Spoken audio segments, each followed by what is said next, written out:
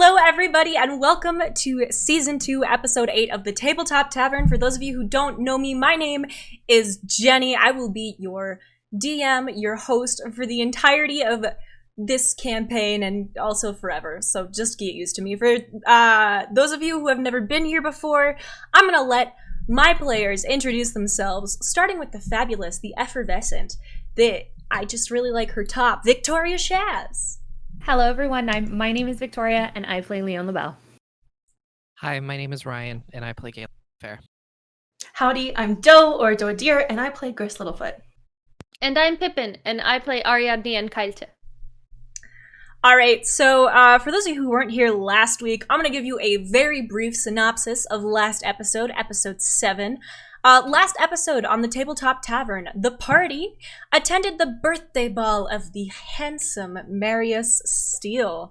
Leon was particularly interested in attending this event for personal reasons, and it did pay off for her pretty well, but not before the party discovered the guest of honor's dark and mysterious secret, which shook some of them to their core. Alright, so that takes us to today's episode. Are you all ready? Everybody warmed up? Everybody good? Oh, yeah. Yep. I'm limber, ready to go. I was born Alright. ready. Oh, God, I think that's great. I don't know any babies that can play Dungeons and Dragons. Alright, so... Their tiny hands, their palm response are for dice. That's the evolutionary. Exactly. I'm just going to hold up a pair of headphones to my future wife's belly and just play Critical Role over and over and over. The entire Adventure Zone. pyramid. It's gotta be Adventure The Zone. Tabletop Tavern! Come on, guys! Name drop in the competition. Alright, so let's get started, Fine, we're better everyone. than them. Oh my God. And humbler, too. Alright, so the morning... We got some weird energy today. The morning after the full moon dawns cool and quiet. The party trickles into the dining room of the LaBelle Manor one at a time. Leon first, the space beneath her eyes bruised by sleeplessness. Ariadne and Gris arrive together. Ari seats themselves next to Leonida, who grins at them around a mouthful of cheese pastry. Galen arrives last, still sleepy, and busies himself with the day's fresh pastries, tearing them in half and sharing them with Gris, who smiles at him but watches Leon yawn with a worried expression, one shared by her mother at the end of the table. After breakfast, the party gathers their belongings, all but Leon, surprised to find that their clothes have been washed, pressed, and folded, their bags packed for them. The LaBelle women exchange tearful goodbyes at the door. Luciana presses a kiss to her daughter's forehead. Leonida wraps her in a hug, the intensity of which is met only by the similar embrace she forces onto Ariadne, who blinks in surprise at the show of affection, but then awkwardly returns it in their own way. Be careful, my dear, the old woman manages, in accented Elvish, then winks towards Leon's bag of holding. Write me when you run out of wine. The party I can do.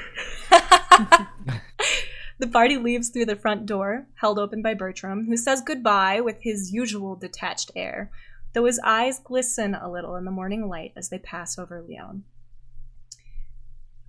This leaves you all standing in the front of the manor, left to discuss the next steps of your journey. Leon kind of stretches and looks around and says, well, it's the day after the full moon, so we really need to get to that temple. It's the only day that they'll let, and Ari, or Leon kind of like looks at Ari and like angles herself and like points at Gris and Galen and is like, it's the only time they'll let those two in. I don't like that. But it is time to go. I don't know. I've just never experienced so much disdain for people that are... Oh, sweetheart. You'll get used to it. Dreamer's Grove is a very welcome place. So, anyways. It may be the only one, Gris. And as Leon says that, she kind of starts to slowly head towards the direction, because I assume Leon knows where to go. Correct? Yes. Yeah. Most people who live in Aelus would know where to go. Ariadne probably also knows the way, if only from maybe having been there once or twice before. Yeah, so I feel like Leon would start heading in the direction that she knows to go. I think that looks familiar. As Leon starts walking, Gris kind of tries to catch up to Leon and kind of like turns to her and says, "Are you worried about Marius? Should we check on him on the way?" Sure, Marius is fine. He's probably recovering from last night. He'll write me. I am worried about him, though. Gris kind of grunts and she's like, "I wish we could find a way to make it less painful. Just his wrists were hard to look at. But I imagine it's worse than that. We need to find a way to get the gods back. It's what we need to do." Well, there's that too. I feel like once all of that is back to normal, well, he'll be able to have his pact, and then he won't have to worry about it anymore. So we're on the right track. We just need to figure out what's going on. It just seems like a very heady task at hand. So I'm almost wondering, finding some silent gods? Yeah, and convincing them to not be silent? It's a small task. I don't know what you're talking about. All I'm Leon's saying is... like chuckling as she says it, like, yeah, just a tiny task. Let's find the quiet gods. Gris is still very serious, and she's like, just something to help those wrists in the meantime. Think about it. There could be some item that could help. I'll think about it too. Okay. Galen sort of like wipes the sleep from his eyes as he's walking, and he's like, "Well, we almost did kill essentially a demigod, so I don't think anything is too hard now." Almost did? He flew away, Gris. Well, he's not dead, Galen. I was dead. That's why I said almost. Gris. I think you're overestimating our effectiveness in that battle. In that moment. I don't remember much. I like to think we're more capable than we're giving ourselves credit for, but it's okay. Let's keep going. Gris chuckles at Galen and just kind of starts, keeping pace and looking around to see some of the scenery as they pass by. Leon gets very silent at the mention of her father. Just for note. Certainly better than the band of idiots I was in charge for at one point. That's for sure. I wonder how those band of idiots are doing under B. I'm sure they're doing much better. Do you think B likes being in charge? Yes. I guess it does suit her personality. It really does. I don't think B will let him have control back ever. I mean, I relinquished it to her, so... You're not getting it back? I know. That's what relinquish means. Alright, just kind of keeps walking, yeah. You all continue through the city and exit through the gates. You pass down the road past the Temple of Merkel, the death temple that you visited so long ago, and continue for a little ways. Just outside of the city lie the holy grounds of Talernath, a walled city of temples that serves as the spiritual center of the world. Only those who are members of the clergy may live within Talernath's walls, as you've learned. These kind of compose, it's composed of monks and clerics dedicated to the service of whatever gods have temples there. Outside the walls, as you approach, you can see pilgrims and vendors kind of gathering, waiting at the gates to be let in. You see them from about 500 yards away, and as you draw closer, you notice that the guards have opened the gates and are sort of letting everyone through, though it seems that maybe standard practice is asking them questions as they're entering, though you can't really be sure until you get closer. Leon continues to head forward. She's always the first one to be willing to talk to anyone. Is it a lot of people, Jenny? Like a significant amount, or just kind of like, are we going to have to wait for a while kind of thing? It's a significant amount of people, but they seem to be moving through the group rather quickly. Okay. I think Gris kind of just looks wide-eyed at the amount of people, and she's like, so this is the only time that everyone can attend? The day after the full moon, yeah. It's so just... I mean, I can go whenever I want. And so can I. Seems odd that they'd be so selective. It's I mean, I'm sure for there's those. plenty of other. Yeah. I mean, would any of us be able to learn your dream circle, dream walking, dreaming stuff? How Well, yeah. welcoming is the circle itself? It's pretty welcoming as long as you have the gift. They'll teach you. But what if you don't have the gift? Well, then sorry about it. Think about it that way. Okay. Well, I guess we get in line. Yeah. Leon's We'll get in already line. in line, waiting patiently, shuffling forward. She doesn't like being in line, but she's willing. Are the vendors outside the gate or inside the gate? The vendors are being let in with all the pilgrims. Okay. All right, so do you all get into line with Leon? Yeah. Yeah. Yeah. Are you sure about that, Chris? I have a new thing where my perception's really good. I have good passive perception, so I'm just wondering if I see anything different than what you just described or notice anybody different. What's your passive perception? This is very exciting for me. I was gonna ask if it looked the same as I remembered. Whoa. Okay, so you look around. You step in next to Leon, and then you sort of poke your head around the throng of people to try to get a better look at what's happening. There's not much going on that you would deem particularly suspicious. You do notice that the pilgrims are of all different groups of people. There's people who are obviously wealthy and people who are obviously fairly destitute. There's elves, humans, dwarves, halflings. Really, the only group that you don't see represented are orcs. Everyone else seems to be from all different walks of life and experiences. It actually kind of calms you down. It feels a little bit like Dreamer's Grove to you, and that anyone can be anyone here. You can also see 2 guards at the gates methodically asking people questions. You can't quite make out what they're saying, though. Can I see their lips? Yes, you can see their lips. So I can make out what they're saying? Yeah, I guess you can make out what they're saying. Does Gris have lip reading skills that we didn't know about? I do. It's new. It's part of that perception thing. Oh my god. So as long as they're speaking a language I understand, I can read lips. So they are speaking in common, which is a language you can understand. And they seem to just be asking basic questions about why people are there, if there's any temples that they need guidance to. They're fairly simple questions. People who approach looking like vendors, they seem to be asking if they're permitted to sell within the walls. Okay, cool.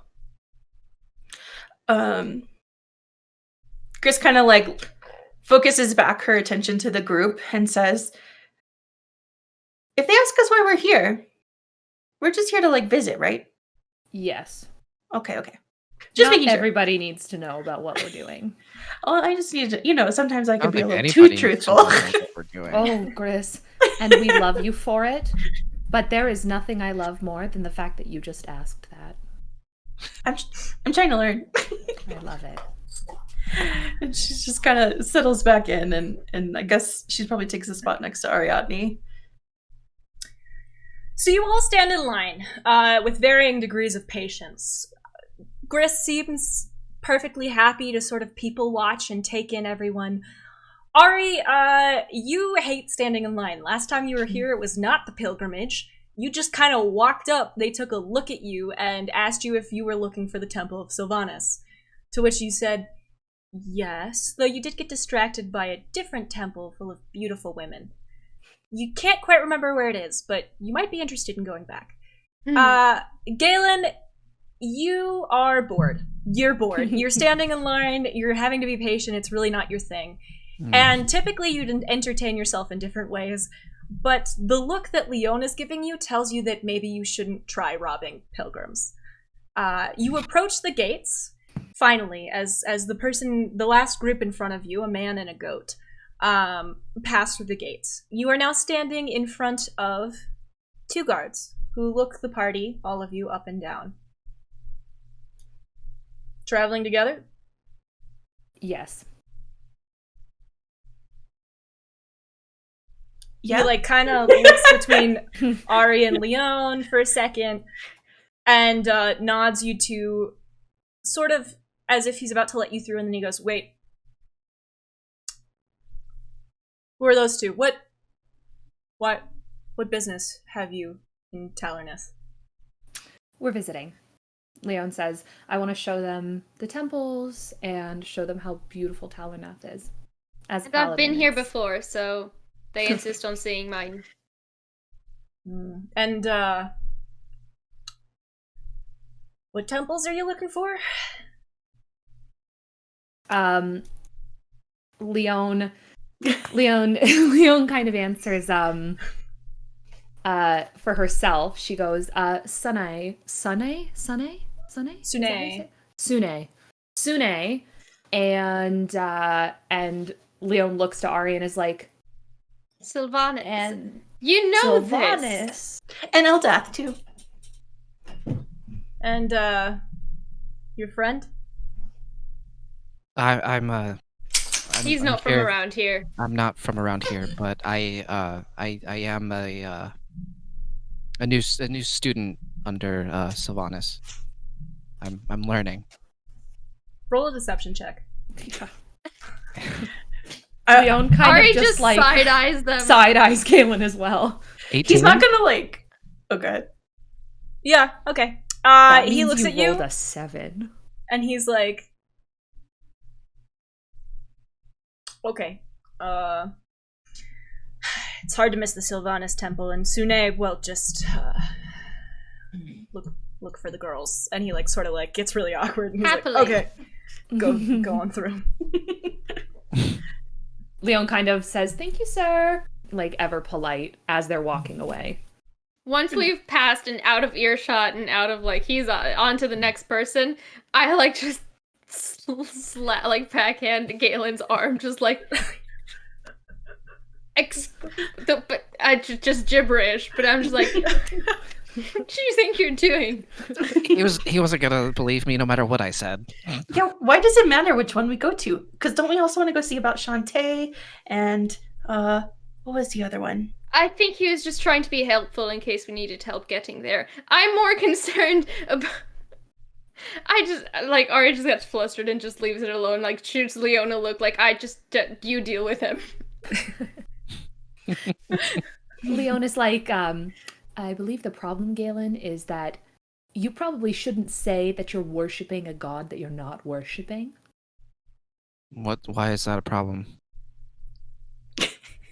Well, first Leon of all, just kind of looks at him like, Alright, yeah. Ari just looks off into the distance, like, takes a deep sigh, just, like, harnesses some key to maintain their calm. And it's just like, I'm gonna take you back home someday, and I'm gonna let you say that to them. Gris kind of takes her staff and does, like, a quick, like, Rafiki swat at Galen. Since she can't really reach him, and just kind of bonks him on the head. And she's, like, very deceitful. Leon chuckles and goes, wait, are we hurting Galen? Not hurting, just reminding. Okay. If you set me on fire, I'll put it out. So, as you all sort of banter or criticize Galen, you entered the city through the gates. Upon entering the gates, you find yourselves on a wide, long avenue that stretches from the gates themselves to the far walls of the city. The street is evenly paved, not cobbled, but laid with flat white stone shaped into near identical rectangles. It's clearly been designed with immaculate care. Lining the streets, some set further back than others, are a variety of temples. With some are constructed on high foundations with wide, well-swept stairs leading to their columned entrances, while others are low-set and more practical than they are grand. No two are alike. Many are marked with banners, flags, and carvings of their represented deities. Some you recognize, and others you do not. The street itself has quickly become populated by the merchants flooding in from the gates, as well as the pilgrims, who sort of mill about on the temple stairs and near the entrances and chat with the merchants. As you stand there, you're sort of passed as well by monks and clerics. Many of the monks do stop and give Ariadne brief nods, though Ariadne, you don't necessarily recognize them. It's sort of just like a game recognized game kind of moment. No, Ari just gives them the same like quarter bow, just like, yeah. I would like to roll a perception check. What just would you to like kind to of perceive? I would just like to perceive if there's like, is there like a main building that isn't a temple? Or is it all temples? Can I discern that?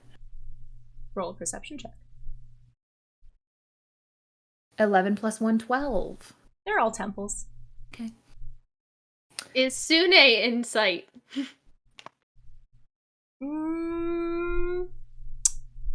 Roll a religion check.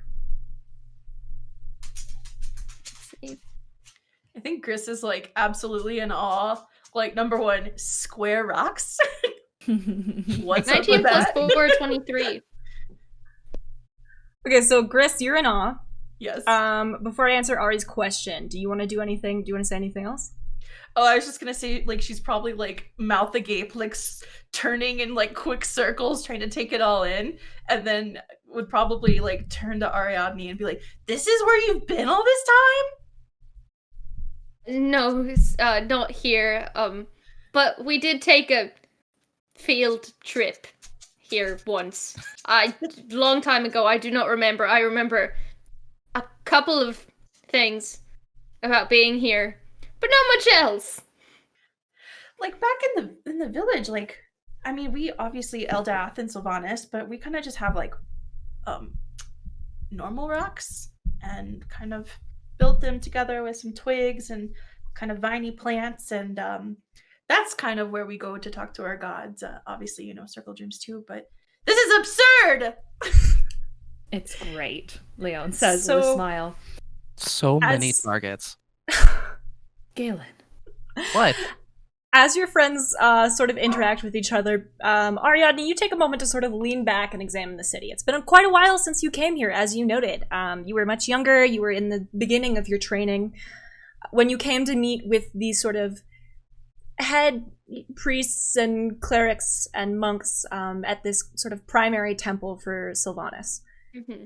You take a look around, and you see a temple that brings back a flood of pleasant memories. The Temple of Sunay. You can recognize it because, well, it's recognizable.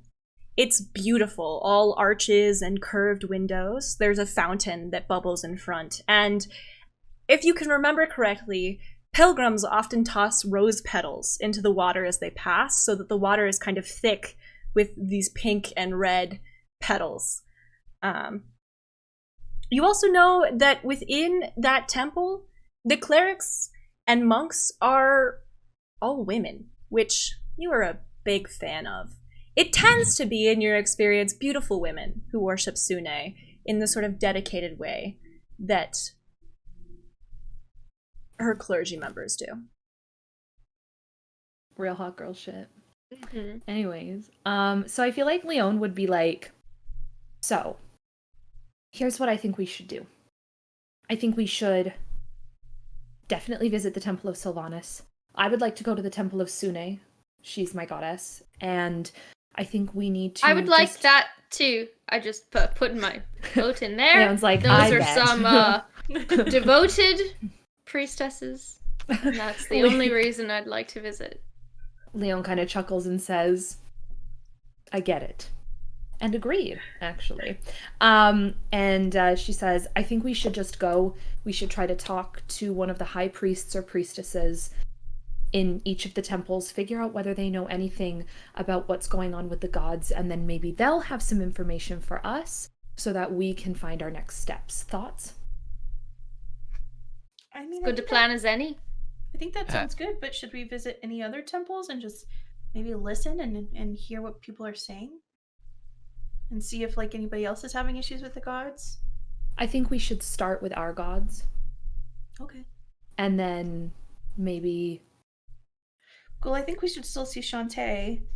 And then... Definitely. Will there be a temple here for the orc god? Because I haven't seen any orcs around. Would Leon know? Or are you? Ari would. Yeah. I'm guessing the answer is no. The answer is no. Yeah. No, Gris, actually there isn't, unfortunately, so we can't visit that one. But we can go see Shantae's, unless, is there, Jenny, are we under, like, a time crunch in terms of, are they, like, gonna kick Galen and Gris out once the sun sets or something? You have until nightfall, but it is still early morning. Okay, fair. I just wanted to know, to be like, this is not a theme park where you can do it all. Yeah. Leon also says... I would say, as your DM, if you want a hint, I would say each one of you has a god who is relevant to them. Mm-hmm. That might be something to consider. Okay. And then, what about Hetrasil and... We can get to that after if we don't find what we're looking for, I think. But those are the, like, gods that aren't super current? Would they have temples here? No. No. Because they've fallen. Okay. I'm just making sure we're on the right track. 100%, yeah. Yeah. Plus, the priests and priestesses at our temples, Leon is saying this. She's like, the priests and priestesses at our temples, they are entrenched in this all the time. They may have more information about Hetrasil and Tefine, those gods that we heard about in the book that Valdicus gave us. And it's been a while, but they may not remember me. I was less than attentive, but they may remember some of my colleagues. Chris kind of chuckles and she's like, well, we're here. Should we go? Pointing to the Temple of Sunay. We can start with Sunay, or we can start with Sylvanas. It's totally up to everyone else. Sunay is my goddess. I'd love to go. Well, it's quite beautiful. There's lots of flowers and it seems really pretty. I'm down. Would you all like to head in the direction of the Temple of Sunay? Yes. Yeah. You start to move towards the Temple of Sunay, but find your path relatively impeded. As you all stood about and discussed and observed and chided Galen for considering robbing pilgrims, the merchants who had flooded the city have now sort of set up temporary, mobile stands. From there, they are sort of hawking their wares. They seem to be aimed, some for pilgrims, other clearly intended for the clergy members who call Talernath home. It has become very noisy here in the city, in this sacred city. There's calls in many different languages, advertising incense and candles and flower wreaths to please the gods, foods to break your fast, and mushrooms and herbs to please Sylvanas or the hungry pilgrim. Some, there's just, it's a lot of different languages all at once. You can hear common, Elvish, Sylvan, Dwarvish, Halfling, all of these different things. And as you pass by, a merchant does stop you. He's kind of a stout dwarf, and he looks over to Gris, sort of reading the room, seeing who would be most friendly to him, and says, "Oh, come on now, ma'am. You can't be expecting to go in asking for a god's blessing, empty-handed." Oh, you're absolutely right. And she kind of turns to Leon. What's Sunay like? I don't know. There's flowers? Flowers? Do you have flowers? Leon was like, I don't have any flowers there, ma'am. Well, yeah, I guess it depends on the god Sunay. I'd say incense. She likes incense. She likes candles. She likes flowers. Mm-hmm. Flowers are good. Mm-hmm. Who else are you hoping to see here? I'm assuming you're not all with Sunay. And he kind of, like, gives a look to Ariadne and Galen, like, I give him the same look back. Sylvanas, oh, you're gonna want some mushrooms, maybe some herbs. There's a lady down by his temple that sells the good stuff. I don't have much in the way that I got blessed salt water. If you're looking for, I don't know, Umberly likes that stuff. We got, and he, like, sort of, like, gets a far-off look in his eyes, and he goes, who did you say you was looking for an offering for? Sunay. Sunay. Yeah. There's some flower vendors over there. If you need anything good to eat, I got you covered, though. Break your fast. Plenty of hungry pilgrims. I lean over to Leon and just kind of whisper and say, offering to get a response from gods who are silent. And Leon kind of looks at Ari and casts message and is like, I don't think they know they're silent. Oh, I know they don't. I'm just saying, like, alright. We're not doing it's it. your money. We're not spending. No, it's. I mean, we could. Can Gris take a look at what he has? Like, is it on display or?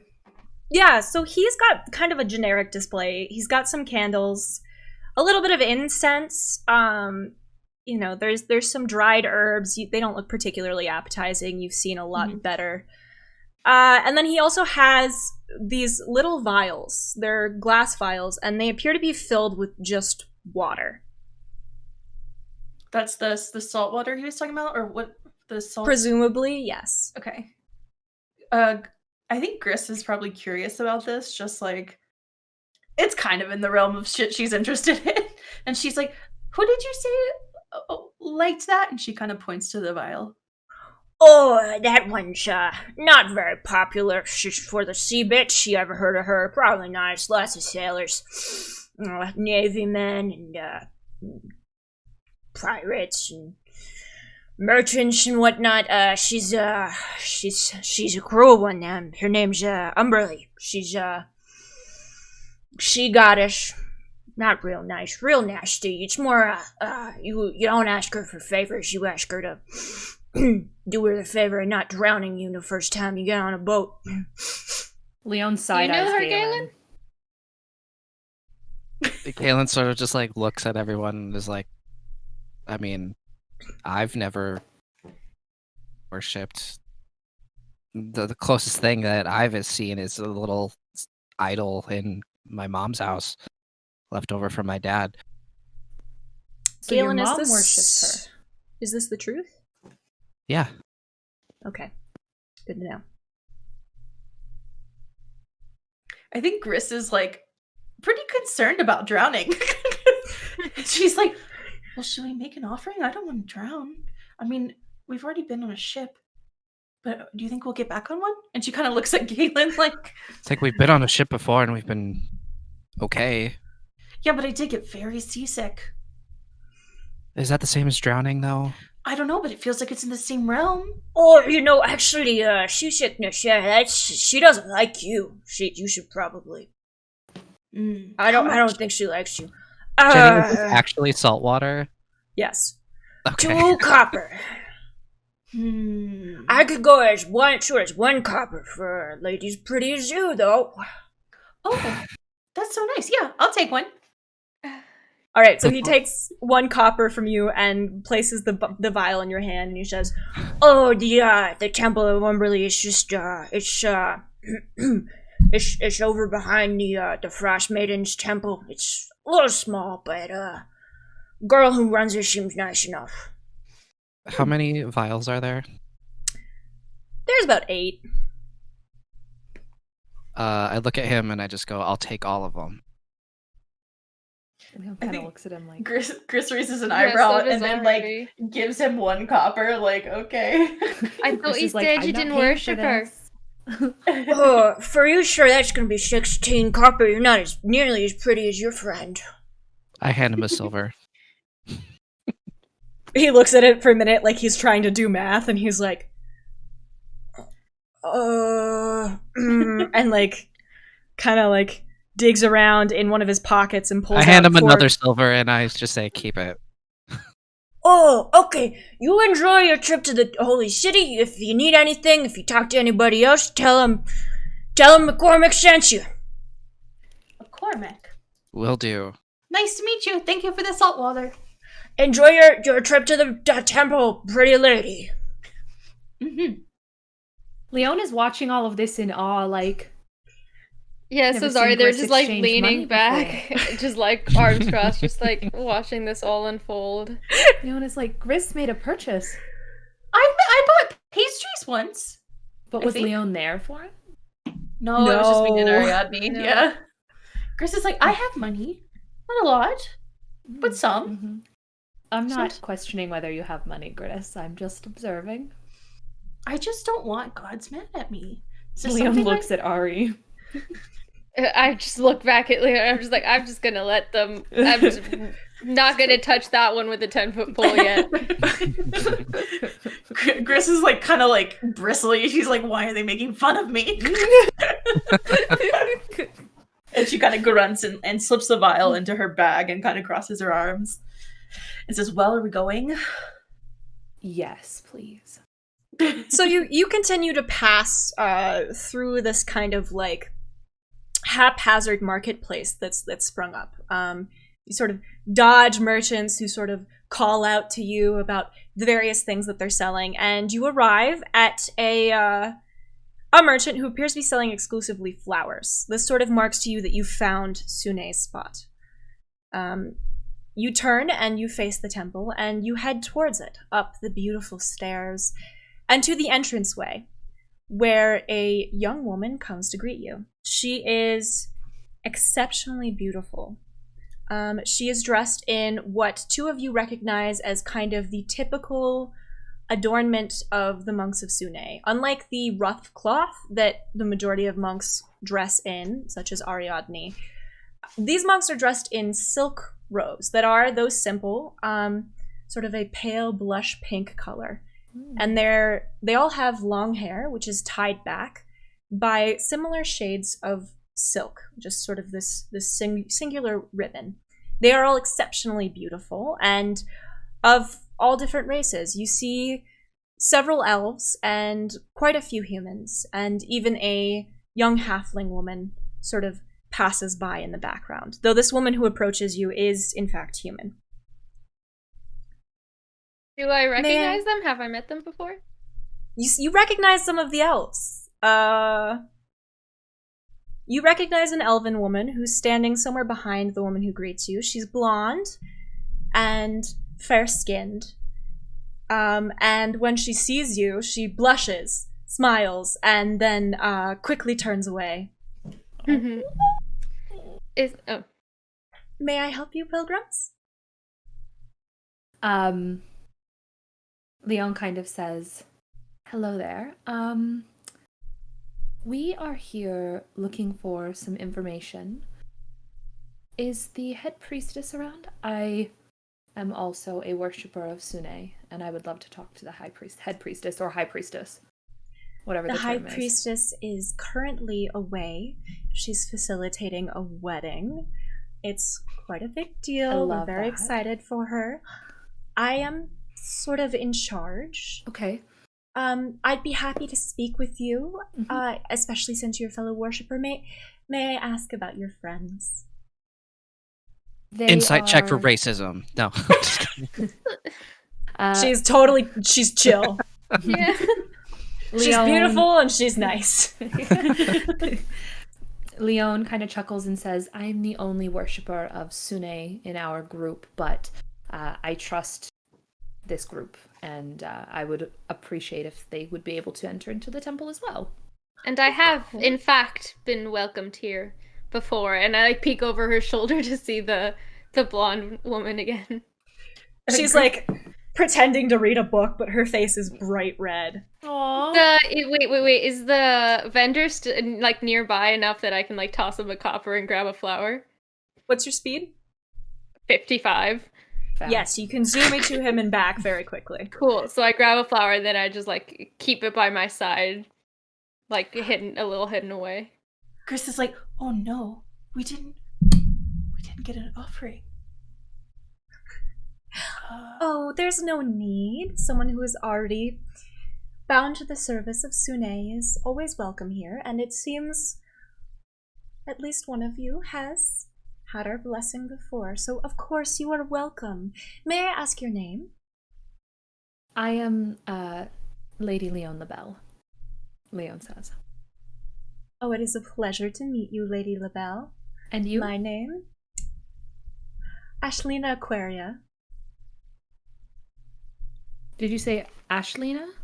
Ashlina Aquaria. Ashlina Aquaria. It is lovely to meet you, Ashlina. It is lovely to meet you as well. Please follow me. And so Leon she sort follows. of leads you all back into the temple. The temple itself is lovely. The columns that support it are wrapped in flowers that are seemingly always in bloom, and it smells like just the most heavenly scent. The room that she takes you in appears to be sort of the primary place of worship. In the center is an altar, upon which sits a statue of a curvaceous elven woman. She's largely nude, though a very skilled sculptor has sort of sculpted to look as if she is wrapped in sort of gauzy cloth. She has a wild head of hair, and in this sort of carved hair, someone has placed very delicately many red flowers. This is the primary room, and it's sort of the room that you were looking into from the front of the temple. There's quite a few stone benches, and Ashlina takes a seat and looks at you all. How may I help you? Leon takes a seat next to Ashlina and kind of looks to the rest of the group and is like, y'all should sit too. Jalen sits She on the doesn't floor. say that, but she's like looking at them like, sit down. Yeah, I figured there isn't too many other places to sit, but is there a column or something I can lean on? There's a column to lean on. It is next to a pretty blonde girl who has her head buried in a book and is trying desperately not to look at the group. Cool, but I do that oh so casually and quickly enough that hopefully like none of the others will notice. We'll see if they do. I like tap her her shoulder and then like bring up the flower to like quick change. She takes the flower, she looks at you, and she goes,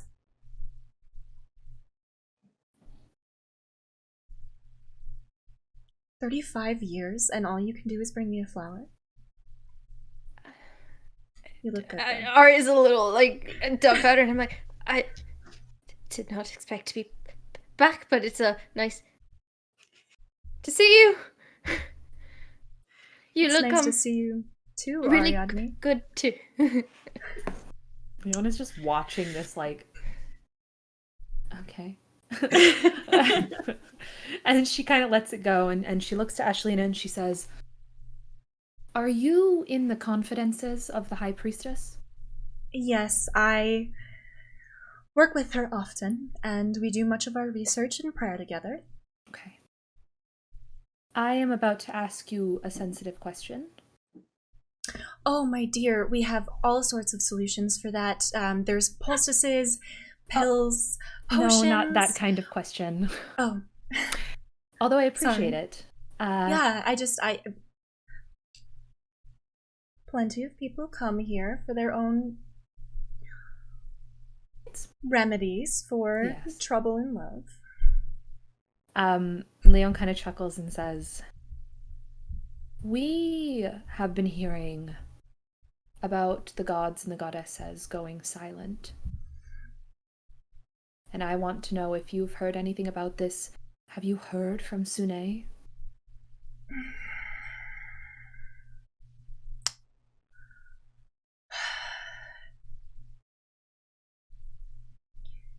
Leanna, and the woman who's sort of like giggling at something that Ariadne's said, like jumps.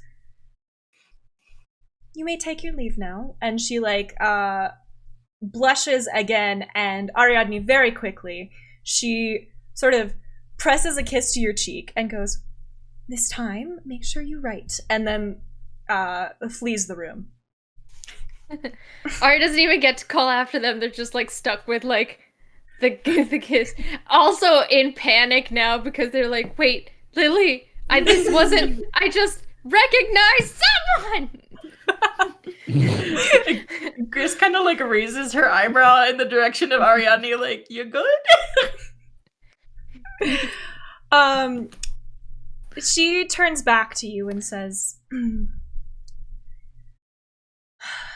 It is true that Our Lady has been quiet recently, Okay. but I would assure you that just because the gods are silent does not mean they cannot hear us.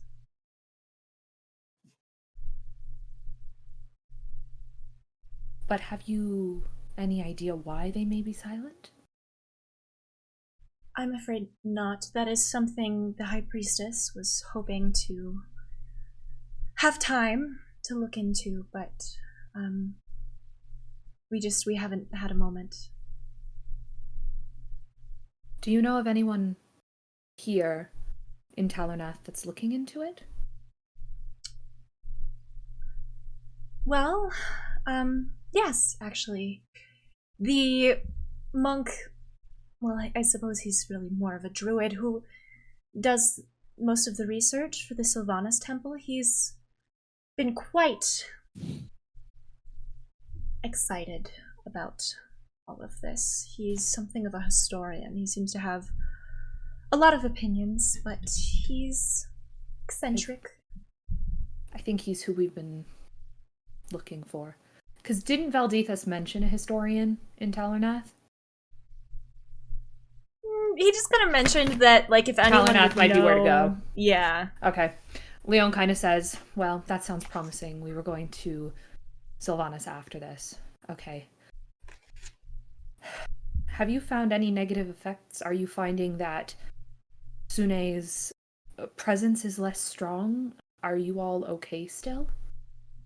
She sort of looks to Ariadne, and then she looks to you, and despite her youthful appearance, you can see, like, a lot of wisdom in her eyes, and she says, I don't know, my dear, have you felt unlucky in love recently? Leon kind of goes. Galen's holding back chuckles. Or just Leon gives kind a of little like smile. knowingly looks at Ashlina and goes, quite the opposite, actually. Well then, I think that answers your question.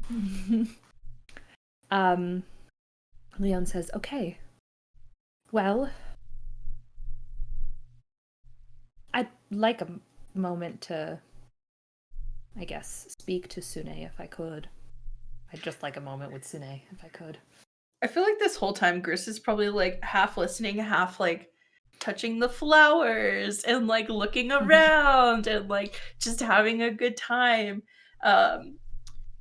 But I think she like probably like her ears kind of perked up at the sound of another druid, especially at Sylvanas's temple.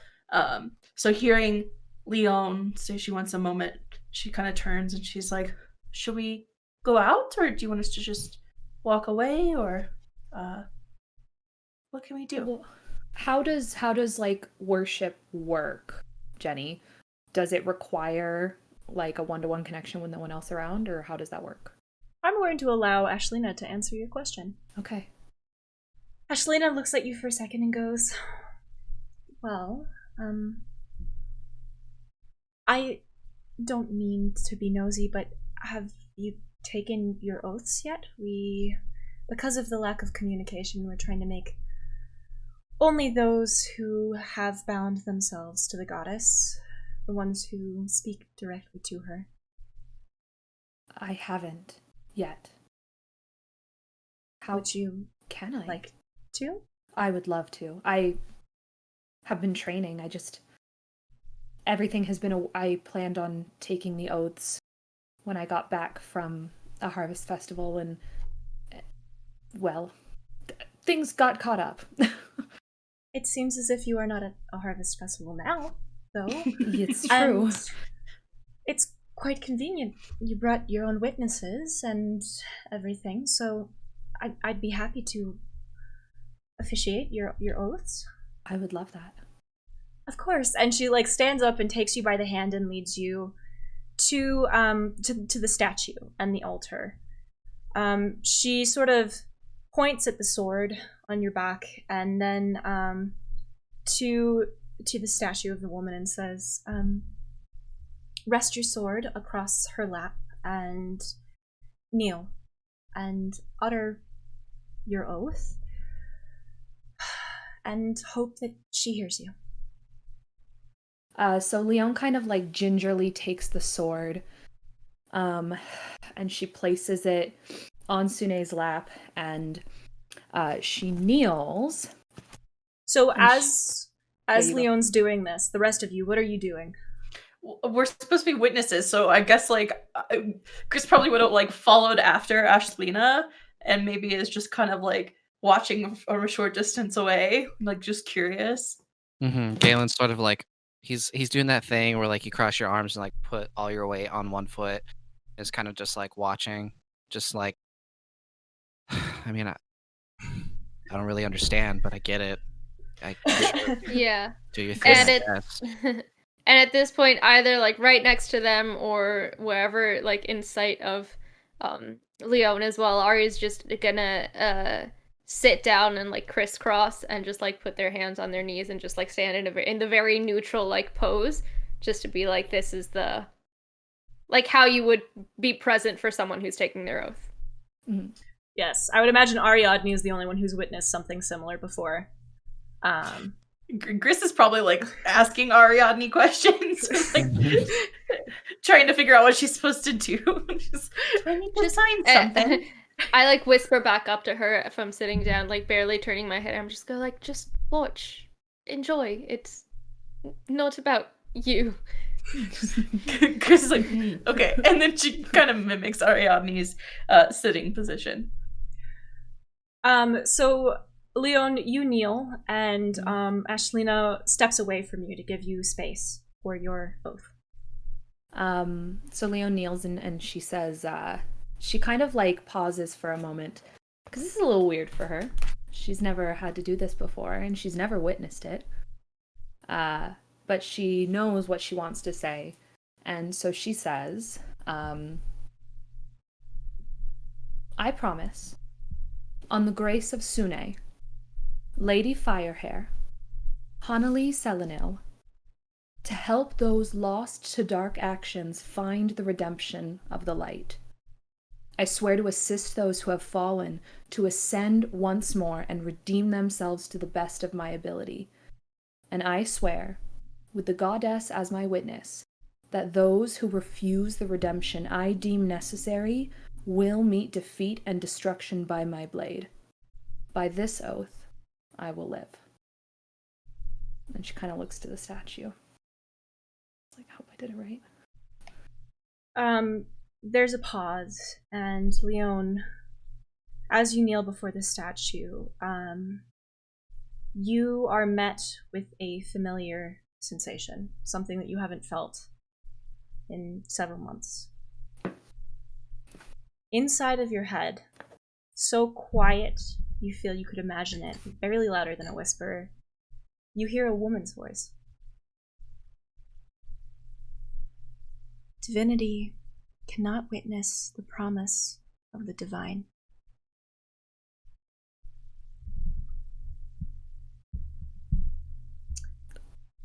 Okay.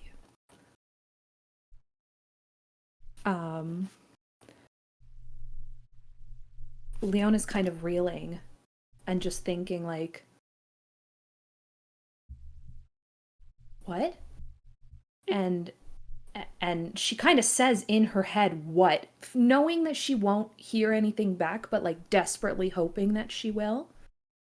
And does she? You don't, but as you're kind of reeling, you feel a hand on your shoulder. You are dressed in your paladin armor, as you felt was appropriate going into the holy city. And the hand on your shoulder, despite it being against your armor, you can still feel it. Like, almost as if it's a warm hand on skin. Ooh.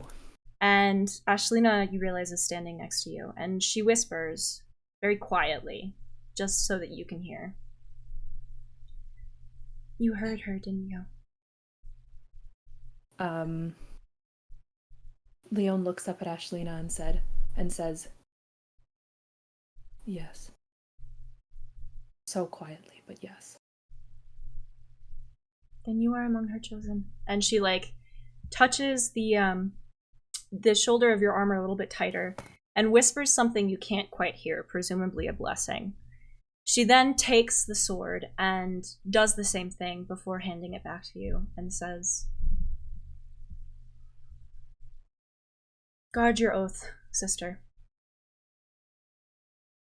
and protect Our Lady's grace, and may it protect you." I will. And Leon kind of takes her sword back and puts it back on her hip, and turns to the rest of the party and says, "Okay. Thanks for watching that." Ari stands back up gingerly, like brushes themselves off a little bit. As they're doing that, just go, "As oaths go, not bad." Sorry. So did you? What are we dealing? Anything you want to share? Experiences that might. I heard her whisper. That's all. A whisper's better than nothing. Chris kind of stands up and she's like, "Well, what did she say? Wait, she whispered? I think that might be between them, Chris. But she's Thank talking. you, She's Ari. not. She's not quiet." And was my point exactly. Yes. We should go to the Temple of Sylvanas. Well, I guess on the way, can we stop by one of those stalls and maybe get an offering? For you or for Sylvanus? Chris just kind of makes a face and then whispers, "Sylvanas, obviously." Well, what is the closest temple, is to Sunay's temple? Is Sylvanas, is Gris's deity, or is that, Sea Witch deity the closest? Sylvanas is going to be closer. Okay. So Leon says, "Well, I mean, we're closest to Sylvanas, and, I mean, much like here, Ari, we don't need an offering because we have Ari." But Yeah, I mean, you're more than welcome to. I'm just saying I don't know how useful it'll be, at least based on the status quo as last I left it. Chris is kind of brow furrowed, and she's like, "Well, I worship Sylvanas too, but I've never been to a temple. But we always make offerings back home." Then by all means, you're, like I said, welcome to. She's like, I feel like I have to. So I'd like to take a look. And if they don't have anything good, I'll use one of my own, okay?" And she taps her satchel, "I got herbs." Leon turns to Ashlina and says, "Thank you for everything." You are welcome, sister, and may love bring you joy in good times and safety in the times that follow. I feel like Leon would echo that back to her. Nice. Love that. Yeah. Has the same energy as And when also with Catholics you. watch. Yeah. Exactly. when we watch Star Wars. Exactly. All right. That's the vibe I was going for. Leon is Yeah. still very inexperienced. She's like, "Oh, is that what we're supposed to say?" Mm. Okay. She does, as you leave, she leans forward and kisses you on both cheeks. And then steps away and smiles as you depart the temple. I just call back very quickly, just with a nod and a thank you for speaking with us. And also just to say, please give Leanna my best. Wasn't why we came, but it was a pleasant surprise. So If you are the monk of Sylvanas from half a lifetime ago, sounds like you already did. I was like, she talked about, why do you know who I am in their head? But just gives a neutral but respectful nod and oh, I'm monkly now, and walks away. Leon is just looking at Ari like, what? But doesn't say anything. Is just looking at Ari like,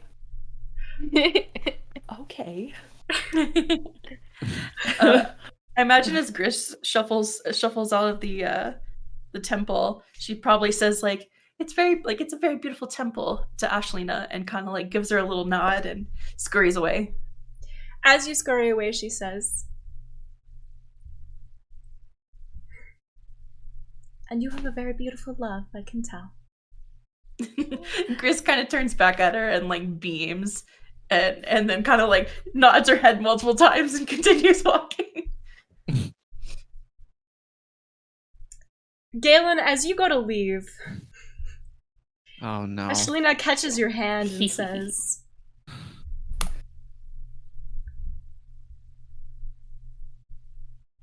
"Sunay has granted you many favors, I can tell."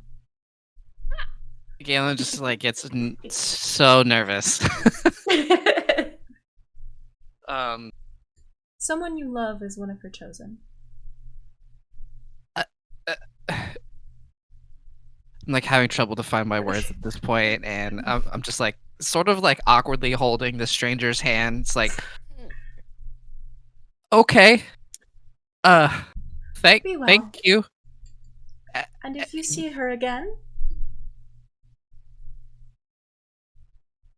maybe show her goddess some more respect. Okay, Galen turns around and like leaves. And as soon as he does, he just lets out like a huge sigh of relief, like, like hands on his knees. It's like, and he Right like, there.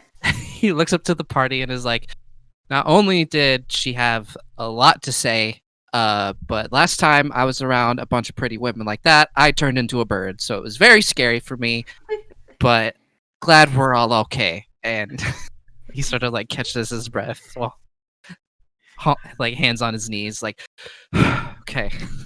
Leon's like, if this was the island we stumbled upon, do you not think that this very large city would not be found out if they were turning half the population into birds, Galen? Leon, there's a lot of trauma around a lot of the experiences on that island. So That's fair. one could assume that there may be some stress surrounding those memories. I can appreciate that. Yeah, I did not like being a bird. I prefer Believe the water. it or not, I'm not surprised by that one, Galen. Oh, really? At least you weren't a seagull, your natural predator. Oh. Wait, do seagulls exist in this world? I don't know. and I'm seagulls so are sorry. absolutely canon. Okay. Seagulls exist, but bananas don't. Got it. Okay. Oh no, bananas exist. Jury's still out of bananas, I thought. Jury's out. No, Jury's still out on bananas. Dolphins don't exist. Anyways, Yes, it's back dolphins. to the matter at hand. You are now standing gathered sort of at the end of the walkway that leads from the primary road to the Temple of Sunay. Ariadne presumably knows where the Temple of Sylvanus is. Mm-hmm. Do I remember, as we're walking there, or I'm leading them there, do I remember, like, this druid monk that they're talking about? Like, were they there when I was here, or is it a new person? This is a person that you can't remember meeting. Okay. You might have met them, but they were not nearly as notable as the Temple of Sunay. That makes complete and total sense. And like I said I wasn't attentive. But anyways, yeah, I just wanted to know. So yeah, I just like clap my hands together and I'm like, unless you'd rather, and then I like start walking a couple forward. I'm like, are you gonna let me, Leon? Is it okay if I start walking first? Leon is like, I don't know the way. So yeah, please, actually, please. And Leon kind of walks in step with Ari, I would say. Cool. But then yeah, then I just start looking around and finding my way, as best I remember. Ariadne leads you down the road, this primary avenue once again. You stop in front of a temple and they gesture to it.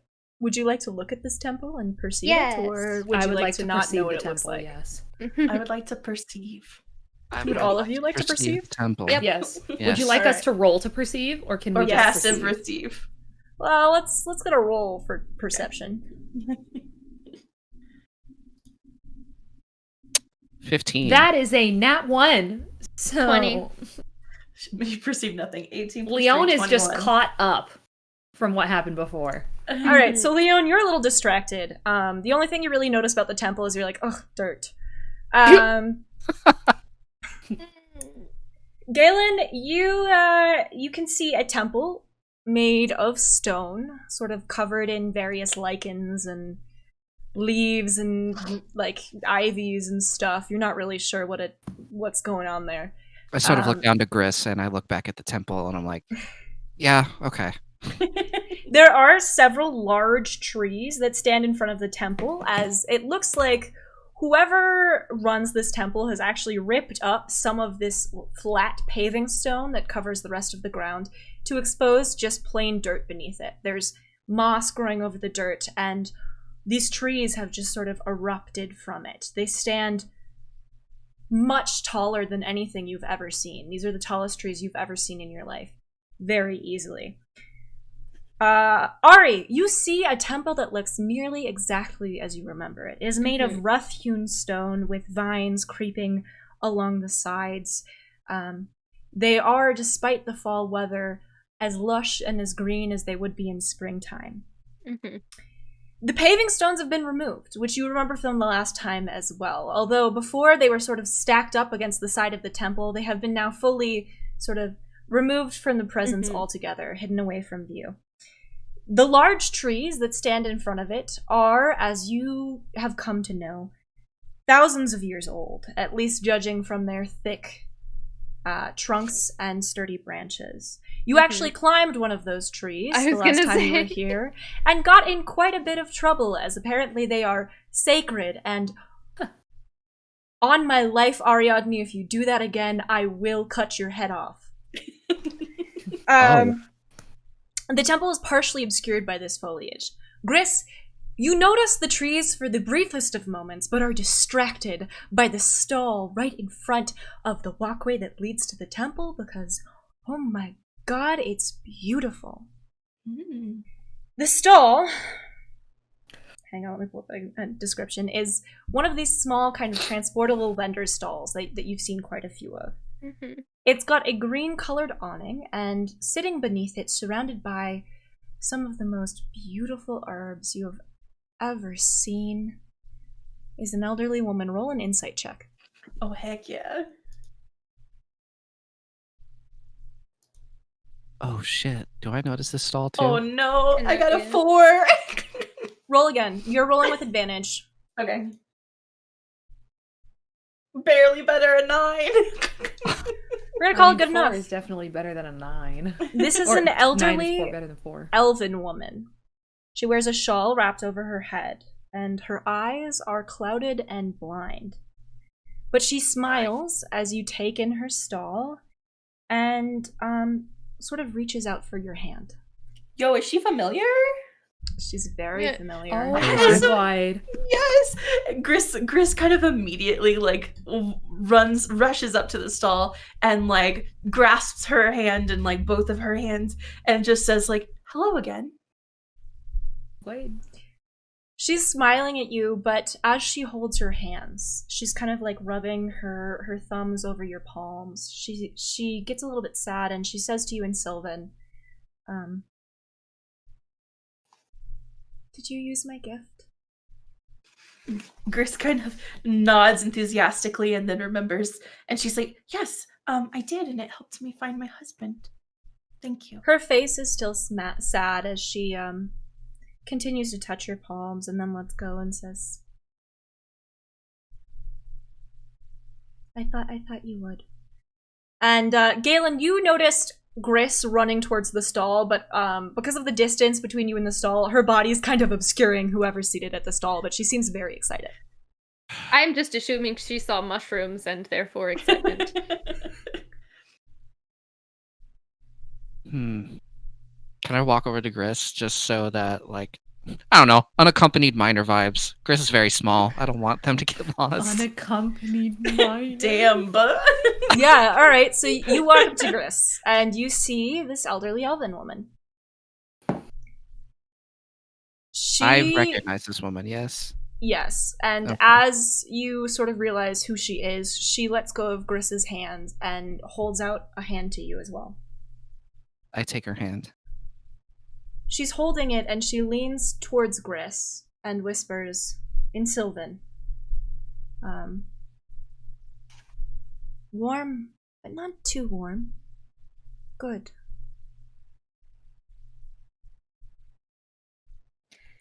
And Gris kind of raises an eyebrow and she's like, he's off the sun drop. I know. His destiny is not to burn. Not now. And lets go of his hand. Galen, you couldn't understand a word they said. Chris, what did she say? You don't know. I That's a don't bummer. speak Sylvan.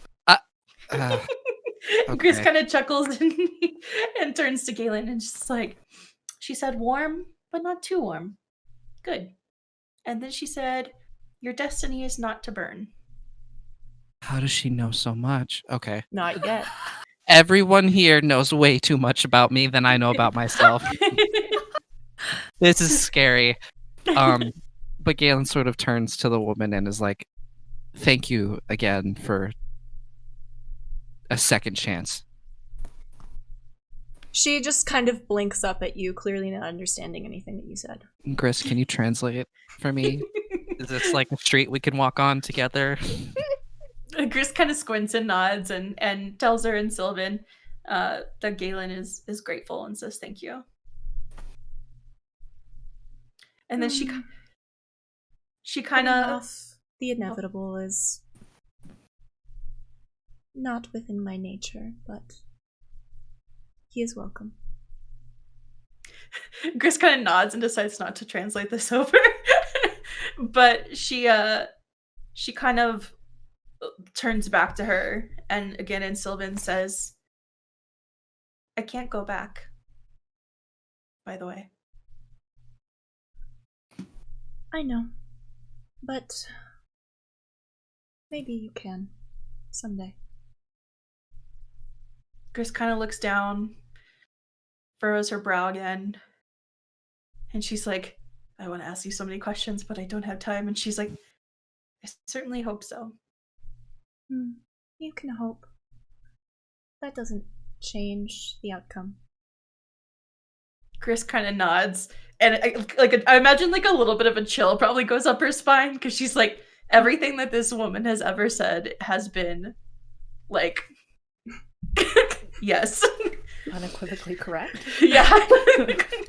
And Gris kind of, I imagine, is like now kind of looking at her wares, and she's like, well, I need to impress Sylvanas. I've never been to his temple before. And she kind of scratches her head and tries to find something that she thinks will be a good offering.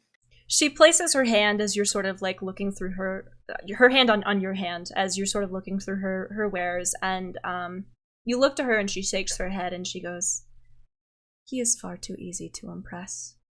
You are fine. Gris kind of like frowns and then smiles, and she's like, true. I was like, we haven't like made any grand offerings back home, and it's always been like a good relationship with Sylvanas. And so she once again like touches the hand that the woman has placed on hers and just says, will I see you again?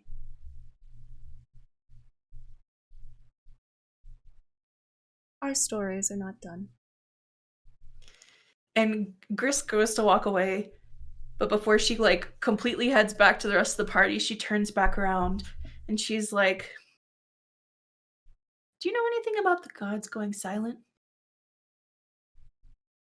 Have you noticed it? I cannot give you the answers you are looking for. Gris kind of like I imagine like, you know, fiddles with her hands a little like, and then she nods and says, I'll see you soon, and then heads back to the rest of the party. Does this lady have a tip jar on her stall No. or anything? No? She Okay. doesn't even have a coin bag to put money in. Oh, wow. As Gris is heading back, I feel like Oh. Leon and Ari are kind of standing next to each other. Probably, Yeah, like, I if feel we've like just Leon been will be standing watching on the them, stairs yeah. watching. And I feel And like as they're Leon doing would- that, in this whole time, I want to lean over to Leon and just kind of go like, now, I don't know, it's been a while, but I'm still pretty certain that these monks will not be nearly as fun as I am. Sorry. Yeah, I know. A lot of monks are just like really. And Leon kind of does like a stuck-up motion, and that's coming from me. Ari, and looking at Ari at Leon do these movements, they just stare confused, not getting like the meaning or the subtext, and then just go, "Are those paladin movements? We don't learn those. That's stuck up. It's stuck up. It's for being stuck up."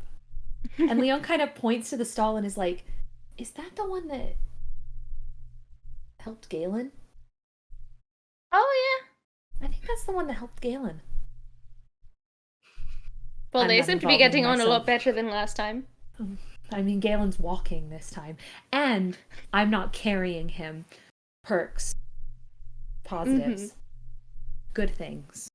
And Leo just kind of waits for Gris and Galen to get back. As they walk back, does Gris have time to like ask Galen about what she said to him? Yeah. Or okay, so she kind of turns to Galen and she's like, "Did that mean anything to you? The worm thing?" So my immediate thought was, this time when I met her, I'm not burning alive from the inside out. So I thought she was just being a sweet old lady. But I also don't know. Maybe it's a bee thing. The last person at the temple mentioned bee, so, and I'm seeing a pattern. Maybe I should. I don't know. It's a lot. Gris Caleb kind of sort of, like gets nervous and starts sweating a little bit. Gris kind of chuckles and kind of like touches her back briefly. She's kind of remembering that she still has the sun drop. And she's like, "I think it could be the sun drop thing, but the destiny bit could be more." The But proud of destiny you bit is for- concerning.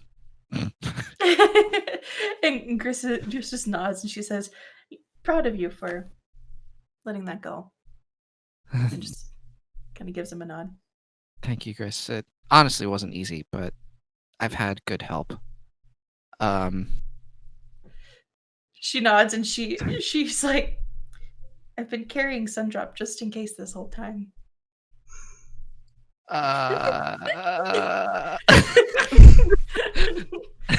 She's like, "But I think I'm gonna get rid of it." That's a good idea. Yeah, that's a great idea. And then she like kind of squints her eyes and she's like, "Don't touch my bag." I And it goes back to her like. At this point, you arrive at your friends who are waiting for you on the temple stairs. The entrance to the temple is not nearly as grand as that of Sunay. It's much more practical. It does seem kind of open air, and a few vines kind of like flutter in the breeze from the doorway. As you all stand there, a man walks through, and he's a wood elf like Ariadne. Ariadne, you recognize him. Yeah. You actually liked this guy the last time you saw him. His name is Adia,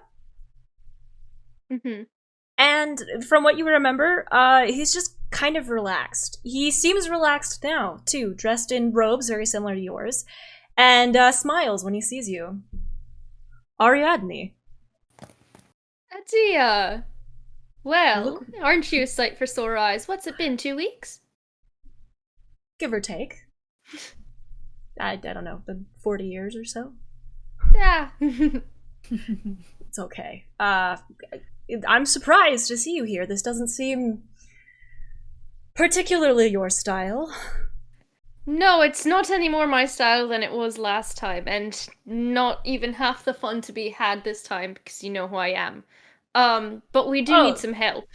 So you're telling me you didn't stop by, any other temples on your way here? Oh, I'm not saying that, but... That's the Ari I know.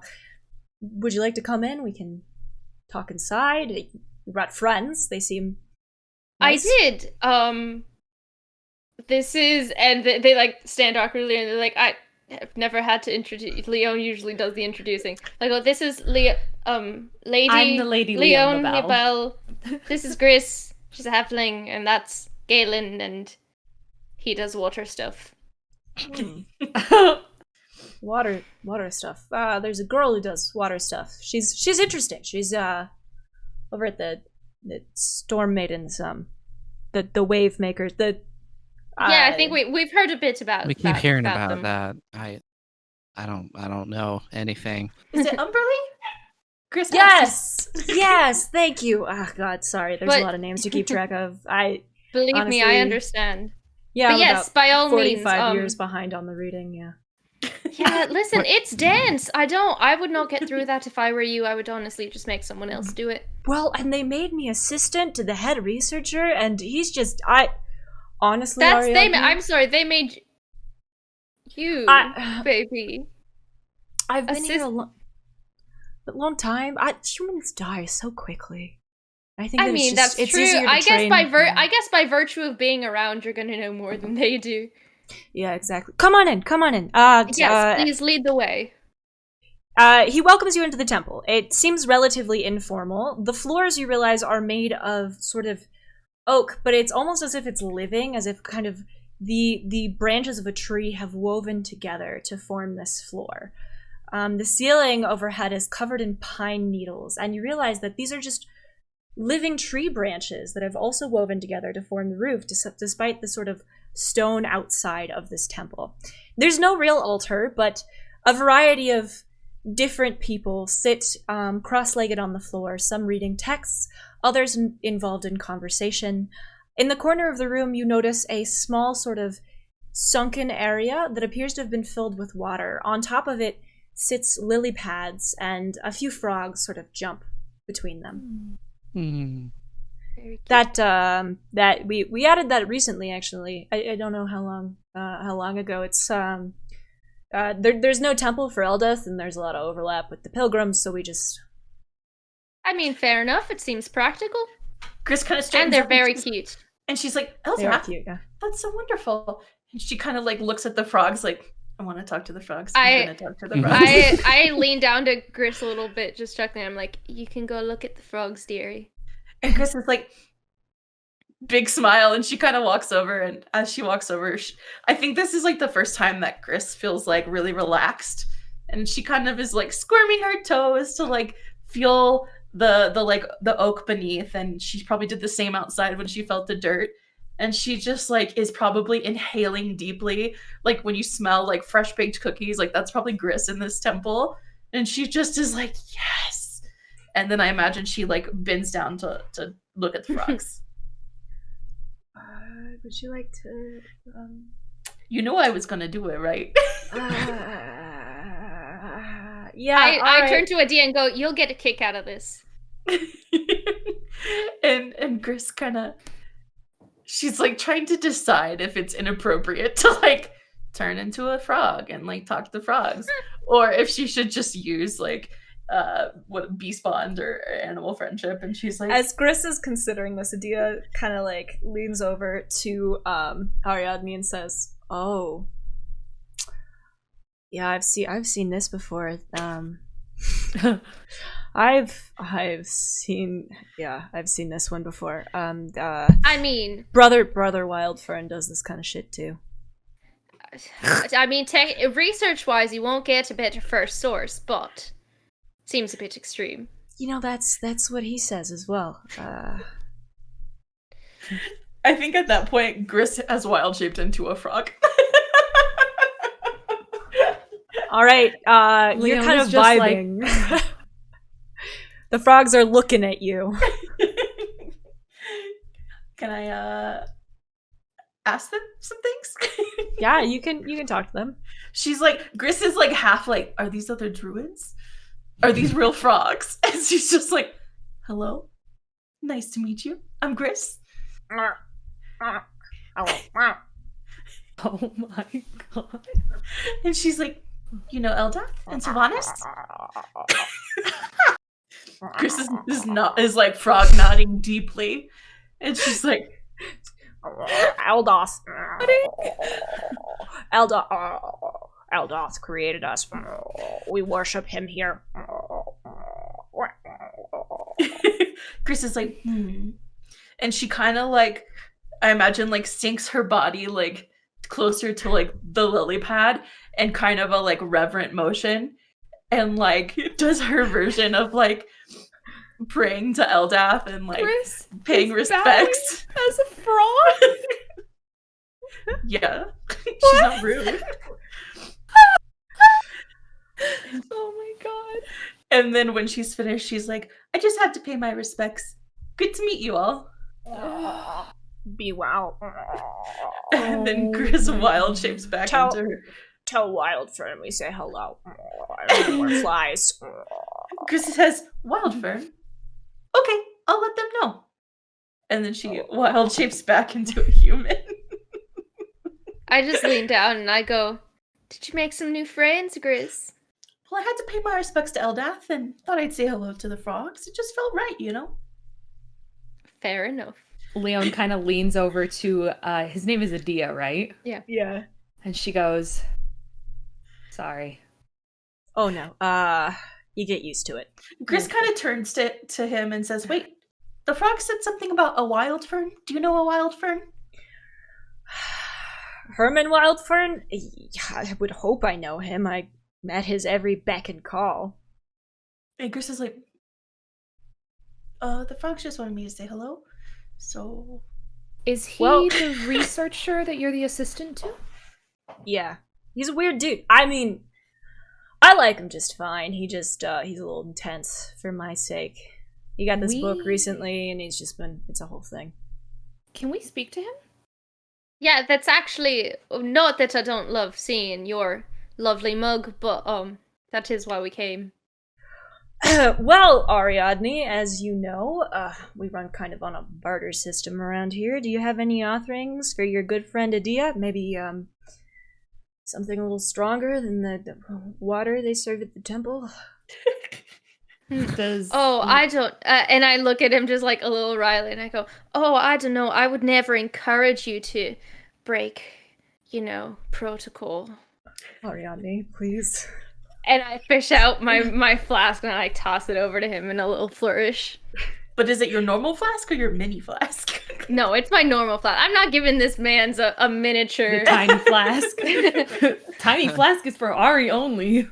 He holds up a finger and takes like a really long, like drawn out slug from this. Looks So at make it, sure I visit you more often then. and then he takes it again and he drinks it a long time again. Screws the cap back on, hands it back to you, and says, "Or at least send mail." I take a swig, and then as I'm putting it back, I'm like, great, I'll add you to the mailing list, I guess. I'll have to figure out packages. Are they by weight? And it's just like, I'm stuck in that train of thought now. Ari. Leave me and my trains of thought alone. So at this point, he nods to you all and says, "Follow me." And I'm sorry if he comes off a little weird. He's nice. He's just very focused on his current project.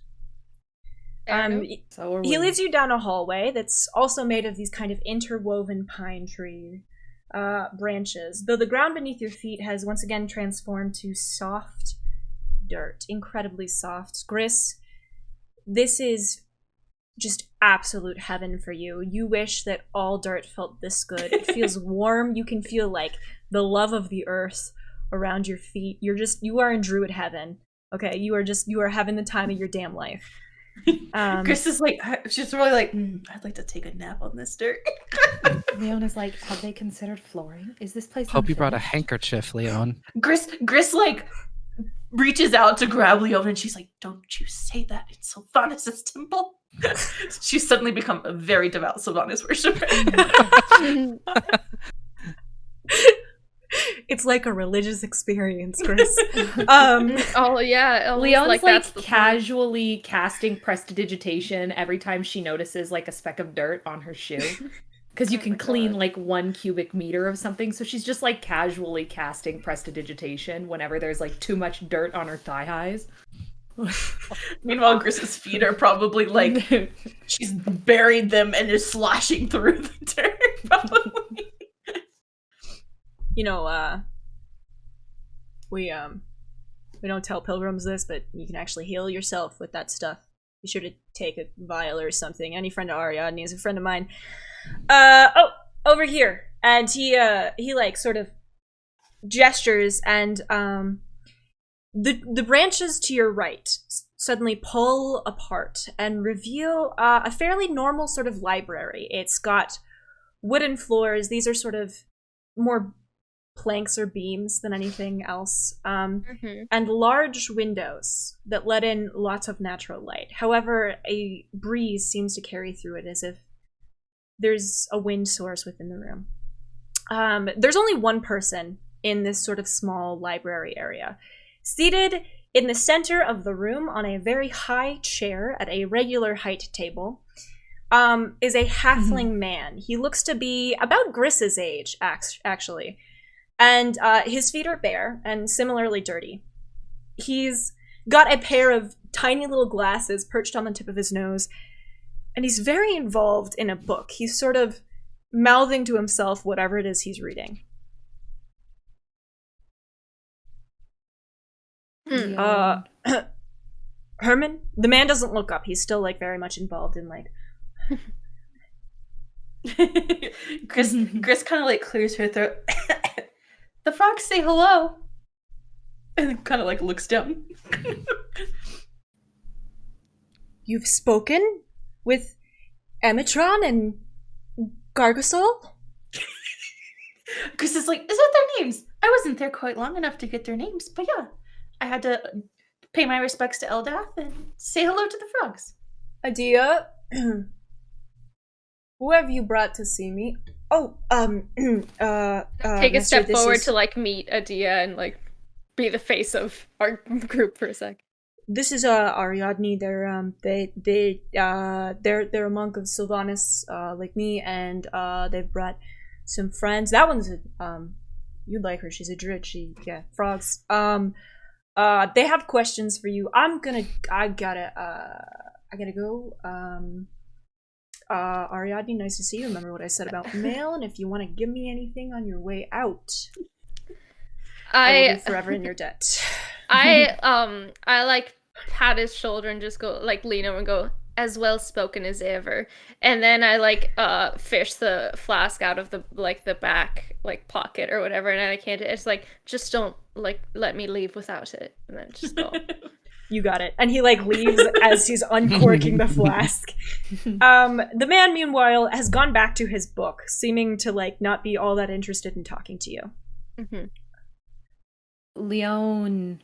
Herman, I heard Adia say your name was. We're sorry to disturb you on your very important research, but we were hoping you could help. Oh, I'm so sorry. I just No, not at all. I'm certain what you're working on is quite important. We're hoping to get. Oh, very important, very important. And I have to return this book to Freylin very soon, and I don't want to have to. To Valdifus, perhaps we. Oh yes, yeah. He wrote actually me a letter sent us- recently. Yeah, he sent us this way, hoping you could help us find some answers. At this point, he's kind of like wiggling his way out of the chair, and he takes the book, seems to mark his page, tucks it under his arm, and drops down from the chair. He is a halfling man. Like I said, about Griss's age. He has dark skin, and his hair is long and sort of pulled back into a ponytail. He's got lots of wrinkles and smile lines, and with one arm kind of tucked around the book, he reaches out the other arm and extends his hand towards you and goes, Herman Wildfern, at your service. I give a little bow, I take his hand, and go, Ariadne and Kailta. I'm from the temple over in the Sea of Trees, so I've only been here once, much before you were, so our paths have not crossed as of yet. Oh, I love the Sea of Trees. Grew up there, spent some time there. Made a few friends. I have a buddy who lives out there in a different druid circle. Like him a lot. Haven't talked to him in a long time. He got married or something. Lots of busy guy. I'm sorry about earlier. Chris kind of reaches her hand out, like wanting to like make a friend, and she's like, "Chris Littlefoot, nice to meet you." Oh, you're the druid. It's good to meet you. You're good to meet. Where are you from? I'm from Dreamer's Grove. Oh, you don't say. Do you, Littlefoot? Oh, no. You wouldn't be the pretty girl that Rish was all into all those years ago. Gris like blushes. She's like, the very same. Oh, it's so good to meet you. It's so good. I've heard a lot about you. Very good. Like you. I like your husband. He's a good man. Good man. Very smart. Gris nods enthusiastically and says, "Absolutely. I imagine y'all probably exchanged a lot of knowledge over time." Oh yeah, nobody reads like him. Love that he loves books as much as I do. Very good to just sit with him and read it. He would like this book I'm reading. I think he would. Chris is like, "Do you mind telling me what it's called? Maybe I can send it his way." Yes, absolutely. So this one is called Songs from the Sea of Trees. I like it quite a bit. It's a good book. Chris's eyes go wide. It says, "How curious!" Yeah. You don't say. We've referenced that book recently. Oh, yeah, it's real good. Valditha's one's in the back. I guess it's real popular, says a client really needs it. Who's your friend? Tall and skinny. Too skinny. Everyone says I'm too skinny. Well, have you This tried is our friend Galen. He's not from around here, but is just as invested in seeking your help. Oh, yeah, lots of Tritons aren't from around here. Wait, there's more of me? Oh, I mean, there's the girl over at the Temple of Umberly. She's got a little bit of an attitude, but she's nice. But she's a full one. You look like you're about half. I would say on your father's side, judging by the ears, but the human face, no teeth. You get wet? When you get wet, do the teeth come out? I just look at Ariadne and I go, "Does everybody know everything about me?" And what is it that obvious? Oh, don't worry, child. I know everything about everyone. You need to drink less. Not you. No, yeah. Oh. I just, as he's going on, I just go, "Don't worry, I know more about you than I care to, so there's the balances." And then as he says that, addressed to me, I'm like, all right. I don't see how my habits are. I feel like it's quite fine for my metabolism, and it just keeps lilting up. Gris trying to like jump in and like save Ariadne, but also kind of curious, is like, "Wait, Brother Wildfern, did you say that Valdithas had a client that needed that book?" Oh yeah, something about the song on page 543. You want to hear it? It's good. Absolutely, because I think we might have been those clients. Oh, Yes. coincidence. Sylvanas works in mysterious ways. Sends his worshippers, brings some extras. That one, don't let her catch anything on fire. She looks like her magic's spicy. Leon like audibly laughs at that and is like, "Yeah." Mm-hmm. I turn to Leon and just go, "Yes, do please remember that anything you do here might cause a forest fire, in a quite literal sense." I wasn't planning on lighting a library on fire. Oh, it's okay. You get the Triton. He can just put it out. At this point, he's like, he has just set the book on the floor and is sort of flipping through it, and he's like, no, that one's good, but no. Ari just follows his lead and sits back down and takes the like cross-legged neutral pose again. It's just like waiting. Okay, so here's the thing.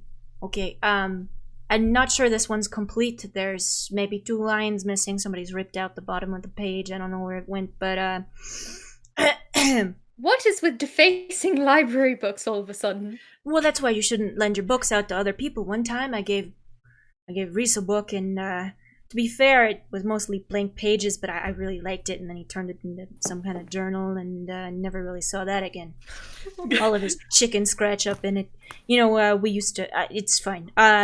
Gris, you tell that husband of yours that he's got to come visit, and he's got to bring me a new journal, okay? All right. Chris just nods fervently, recognizing that she probably has the very same journal in her bag right now. 2 or 3 pages. Okay, right here. This is the one Valditha said you might have wanted her here. I don't know. Real popular book. It's called, sorry, my Elvish is a little rusty here. Would you like some help? Oh. Yeah. I'm more than happy to. Are you sure? You sure? You want the... Okay, yeah, here. And he, sort of, steps to the side pretty awkwardly, shuffling his feet a little bit as he does so, and looks up at you and points at the page, and is like, oh, can you read that one for me? Of course, Buster. And I, scoot myself over, pick myself up, and just, locomotion myself over, and a little crab-like, and read over, lean over and clear my throat. Enough so that there's still space that he's, he can still be close to the book. So I'm like, oh, I'm not encroaching on your space, sir. But I'm leaning over and I'm looking at the page. So I clear my throat and I read, or read the poem, the song. All right. I can, the song is for you in general. Thanks. At the bottom of the page, you do notice that it is torn. Someone has removed the last bit of this poem. Okay, awesome. So I clear my throat and I pop in and say, you'll forgive the meter, the translations there. You'll understand. The song of the lizard who swallows the sun. The smoke clears, the battle's won. A false ending, story not yet done. The Prince of Darkness won't ask twice. Victory cannot be bought, and magic comes with a price. She who fell once more ascends, fractured promise to make amends. The sky turns dark, the shadows grow. Betrayal reaps what it did sow. And there's a bit missing, as Herman said, but that's the gist of it. Yeah, that's a good translation. If you ever want any work, my assistant, he speaks Elvish. He's lazy. He's lazy. Yeah. No, he's more interested in the girls over at the Sunay Temple and all that. So it's not changed much, but I'll keep that in mind. Yeah, sometimes I think maybe the Shanti people got their ideas right with the whole the vow of celibacy or whatever. I don't know. Okay. Is that what you were looking for, do you think? It does in fact sound like the story that I had heard as a kid, but I did not remember it being quite so ominous, and I look up at Leon. Leon again, is just like... I go, again, these are children's songs. Oh, yeah. Well, the you wood elves, you raise your kids real tough.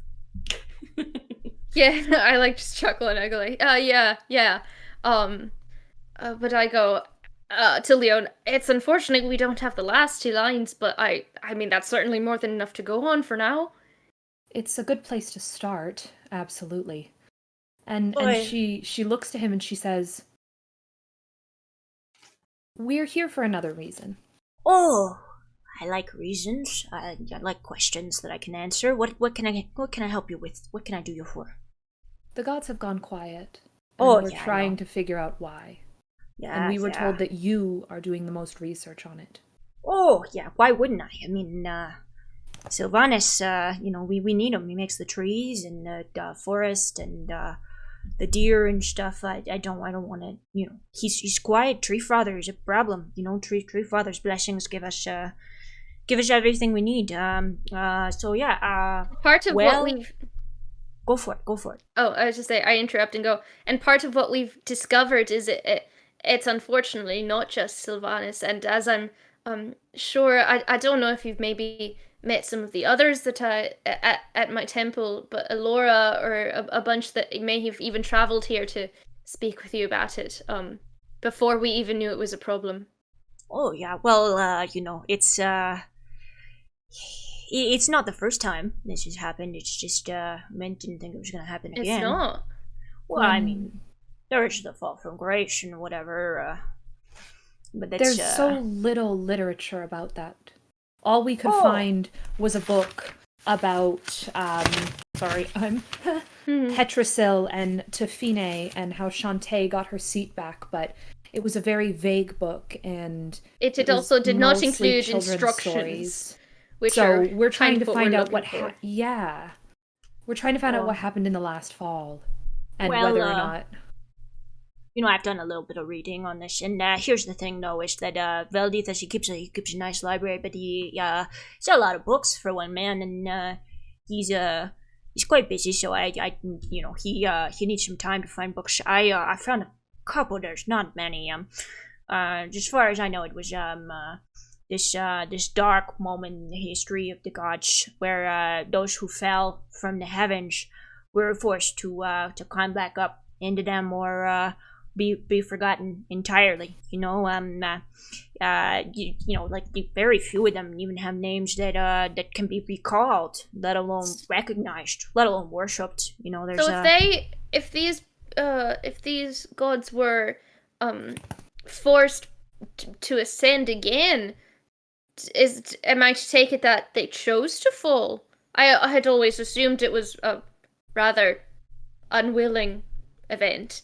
Oh no, I'm sure they didn't choose to fall. Nobody, no god chooses not to be worshipped. There's because when you fall, people they forget you eventually. Whereas there's there's a few crazy enough to worship a fallen god, but they exist.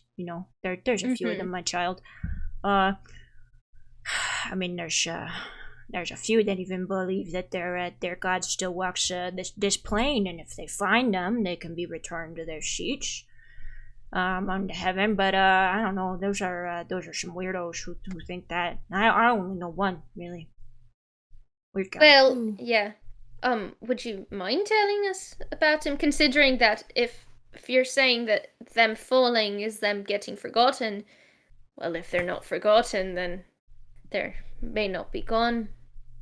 Oh yeah, so there's this guy. He lives out in the sea of trees. He lives in this old temple. He's one of them little goblin fellers. Real strange, real weird. Looks like a little bit like a raisin. Yeah, you got raisins where you come from. What's a raisin? It's you take a grape and you dry it out. It's a worse. It's a worse, dried up version, old version of what could have been perfectly good wine. That answers my next question. Thank you. I quite like them. Raisins, that is. Oh, they're okay, and he's an okay guy. I've met him a time or two. I used to send the young monks out to go check on him because I was a little bit worried about the goblins. They don't live real long. Want to make sure that there's somebody to sweep the temple when he's gone and whatever. Couldn't say if he's alive or dead now, though. He's wasn't real nice to them. A little unkind. He liked to throw things, hurl insults. Who did he worship? Oh, Tefine. He loves Tefine. A little hard to tell if he loves her like a worshiper or like a lover. It's the weirdos. They take strange traits on, but he seems to think that he can find her on this plane. It seemed to be his only purpose. And goblin his age should be dead by now, but I guess we all have our callings. He's fine. His name. Oh God, his name starts with an M. Mung sounds right. Mung sounds right. You go out to the forest and you follow the footpath. The footpath is Sylvanas. Should be easy enough to find for a wood elf, and then you go out there and be ready to bat away any shoes or apples or whatever he chooses to throw at you. I haven't had a chance to talk to him about this because frankly he's a little crazy. But if you get anything good, be sure to write. We'll definitely keep that in mind if we're out that way. We'll stop in and check and see if he has any more information, but as for these others, do you have any other suggestions for preventing and or restoring what is currently happening? Well, that's the thing, Ariadne, is that when you're in research, you do the research and then you sort of, you find the solution after you've done I don't have the answers, no. Herman, Leon says, the gods we worship today, did they usurp the old gods? Well, it depends. Not really. It's more that the gods fell and those that couldn't climb were replaced, and some of them had children that took their place. Sunay, she does just fine. She's still got her elven name and everything. You know, she fell and she got right back up there. I mean, I think it has more to do with maybe how much people respect their ideals, too. Jafine's problem is nobody likes fate. Destiny is hard to enjoy, knowing you can't change the outcome. True. And Leona's just kind of like nodding, thinking. She says, okay. Well, I guess our next step is probably figuring out why. Well, I guess we would want to talk to that goblin. Yeah, probably. He's, well, let me know how it goes. We will. And, if you find anything interesting, be sure to, let me know. And, Littlefoot, if that husband of yours doesn't write me soon, I'm gonna show up in Dreamer's Grove myself and start throwing things too. Chris kind of chuckles, and she's like, "I'll make sure to tell him to give you a shout."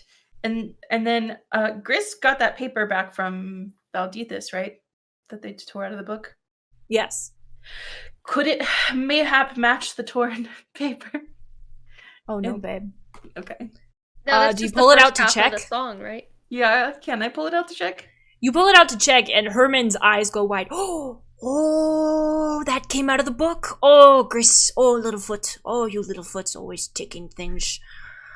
Oh, It was in fact, you'll be surprised to hear, Valdethus, who committed the atrocity. We're all very surprised, but it was an emergency, so. I tried to give it back to him, and he said I would need it again, so here we are. Oh, he said do you need, and at this point he's like, he's looking at the book, he's looking at the song, and he puts one hand on another page to kind of breaks the book, and slowly rips out the page with the song of the lizard that swallows the sun. Leon holds her hand making out to a take it. pained expression the entire time. He takes it, he puts it in Leon's hand, and he sighs defeatedly. Ari just brings a hand to their face and just gives this deep sigh, and then just looks back at Leon and goes, "This is the second time you've forgotten that I have parchment to copy it onto."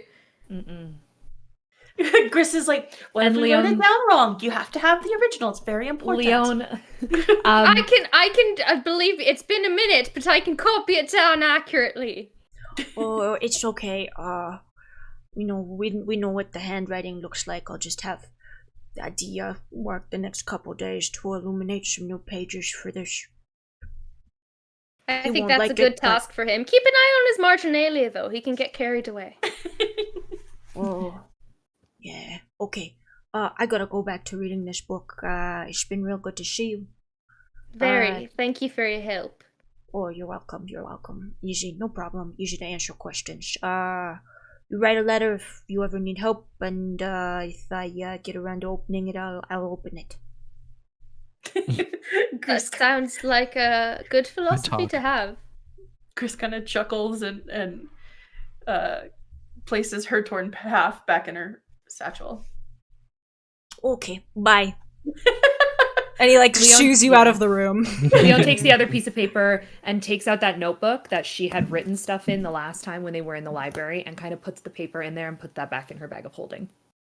Oh, and if Mung happens to know the last two lines of that prophecy, song, whatever, send it to me. Will do. Mhm. Okay. I'm done. I guess they shuffle out of the door. Yeah. Can I look around and see if I spot Adia? Yeah, Dia's leaning outside of the door and he hands you back an empty flask and says, "Sorry." It's fine, I'll make some more. You look like you needed it. There's got to be an enchantment for that, right? To make it endless. Here's the thing, buddy. Only Sylvanas' chosen can really get the alcohol in here, and every time I try to leave, Herman's got a new task, so I'll be out of here in 50 years. Get my own temple, it'll be fine. Yeah, about that. fine. He's gonna make you copy down a whole lot of stuff, so just get ready, Oh god, what Maybe the hell, Ariadne? maybe find your stash. It wasn't my suggestion. Gris It kind of wasn't my scratches idea. her head and she's I like, didn't ken why he wants you to do it. sorry. Okay, but he did tear a page out of a book, so... Oh my god, what did you do to that man? Okay, I gotta go check. Voluntarily, I promise. Ah, god, okay, I gotta go check on Herman. Ariadne, good to see you. If you see another Sunay girl, tell them Dia's letters would like to be answered, and, yeah, okay, Do I nice to look meet like all your of you. messenger? But I smile as in a sense of like, yeah, okay. He gives you like a little punch in the arm and then moves into the room you just left. As they're back in the hallway, can Gris kneel down and grab some of that dirt in a Yes, vial? you can. Okay. Yeah. So she does that. As does Ari, and is just gonna grab it's a cup of dirt.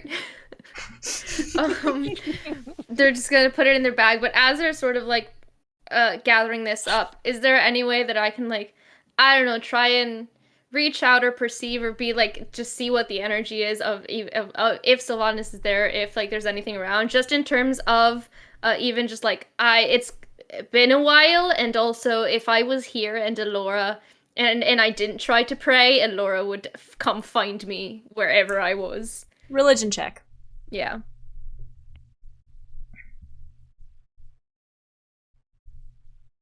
We've got 15 plus 4, 19. You stop for a moment and kind of do a movement that you've seen Alora do at the temples before. You sort of clear your mind and think a short prayer. It's nothing that they would really say in your temple, but certainly a lot more than you are used to doing. There's no real response, but the dirt at your knees feels warm. Mm-hmm. And as you stand, Leon, standing behind you, realizes that there's quite a bit of dirt sort of that's managed to get lodged in your short sword on your back. Gris, meanwhile, as you sort of feel something similar. As Ariadne puts this out into the world, the dirt around your feet grows much warmer, and you feel a little bit stronger, as if maybe you are a tree, an old tree in an old forest, with the strength of your roots supporting you. Ooh. I imagine Gris just kind of like picks up one foot and then puts it back down to kind of like wait, and then kind of like smiles slightly. Yeah, Ari just like brush as they're standing back up, like feeling that but not getting any real response. They like dust themselves off and they're just like in their mind, just like hope you liked that. Just in their mind to like they can't hear me, but I'm like all right, well at least I did it. But realizing that sensation, at least they were like all right. I mean, even if it wasn't for me, it was something. Before they leave, can Gris like place a hand on one of the sides of the temple and just kind of like close her eyes and just kind of like say probably a quick prayer for like continued healing of the forest and probably she probably says something about Reese, like make sure the crops are abundant. Like you can, okay. And as you do that, you feel that same warm feeling as if there is sun-soaked dirt beneath your toes. Cool. Ari whispered, looking up at the really tall trees now on the outside or whatever. They just whisper a really quiet, like, "Hey, sorry for climbing you. Like, sorry for climbing you. I'm not above temptation. Hope you're doing good." Being like, I don't know how else to talk to y'all. So, So you've exited the temple? yeah. All right, so you waiting. are now all standing beneath one of these great trees as Ari kind of mutters something to it in Sylvan. From where you're standing, you can see another temple. It's large and quite busy. Ariadne, you recognize it as the temple of Auriel, the Frost Maiden, who brings the winters. You presume that the pilgrims are presenting offerings to her altar in hopes that the coming winter, as it is late fall, will be mild and that she will not be wrathful. There are so many offerings, in fact, that they spill off of the altar and all the way down the stairs. It's quite busy. However, beyond that, you can see a much smaller building, low to the ground. It appears to be a sort of shade of shimmering blue, almost opalescent. Leon kind of says, "Is that sea god that everyone was talking about?" Gris kind of perks up, and she's like, "Oh, I have to give my offering to Umberly." And she kind of elbows Galen and says, "And you have a lot to give too." Or Galen's 8. Yeah, I guess so. Well, I wasn't planning to, but I guess we have to now. Leon starts to head in that direction. The seawater? Is that so Yeah, you can Ari see just the stares in ocean? confusion. I'm just like, oh. I just wanted to see if it was real salt water, but Is it? I take one of the vials and I are they wide enough for me to stick a fingertip in it? No. No. Chug, chug, chug, chug, chug. No, I'm not I taking- drink one of the vials. Oh, he's taking saltwater shots. Oh. Are you absolutely sure you want to do that? Fuck. You're doing that shit. DM thing. Oh no. Don't chug, don't chug, don't chug, don't chug. No, let him live with his consequences if he wants to. right. What's in these vials? Okay, here. I'll pull them out and I'll think about it, but then I Maybe sort of waft remember. Yeah, I'll waft it instead because looking at a small glass vial with a liquid in it kind of makes me shudder. So I'll just look at it and just sort of just waft it to see if I could smell the salt or get any sort of Nope. I don't know, nostalgia or You can't tell. okay. Leon is like, "Are we done smelling water now? Are we gonna walk over there?" Chris is like, "Well, I don't want to give Umberly something that's not real." Okay, and Leon just starts going. Yeah.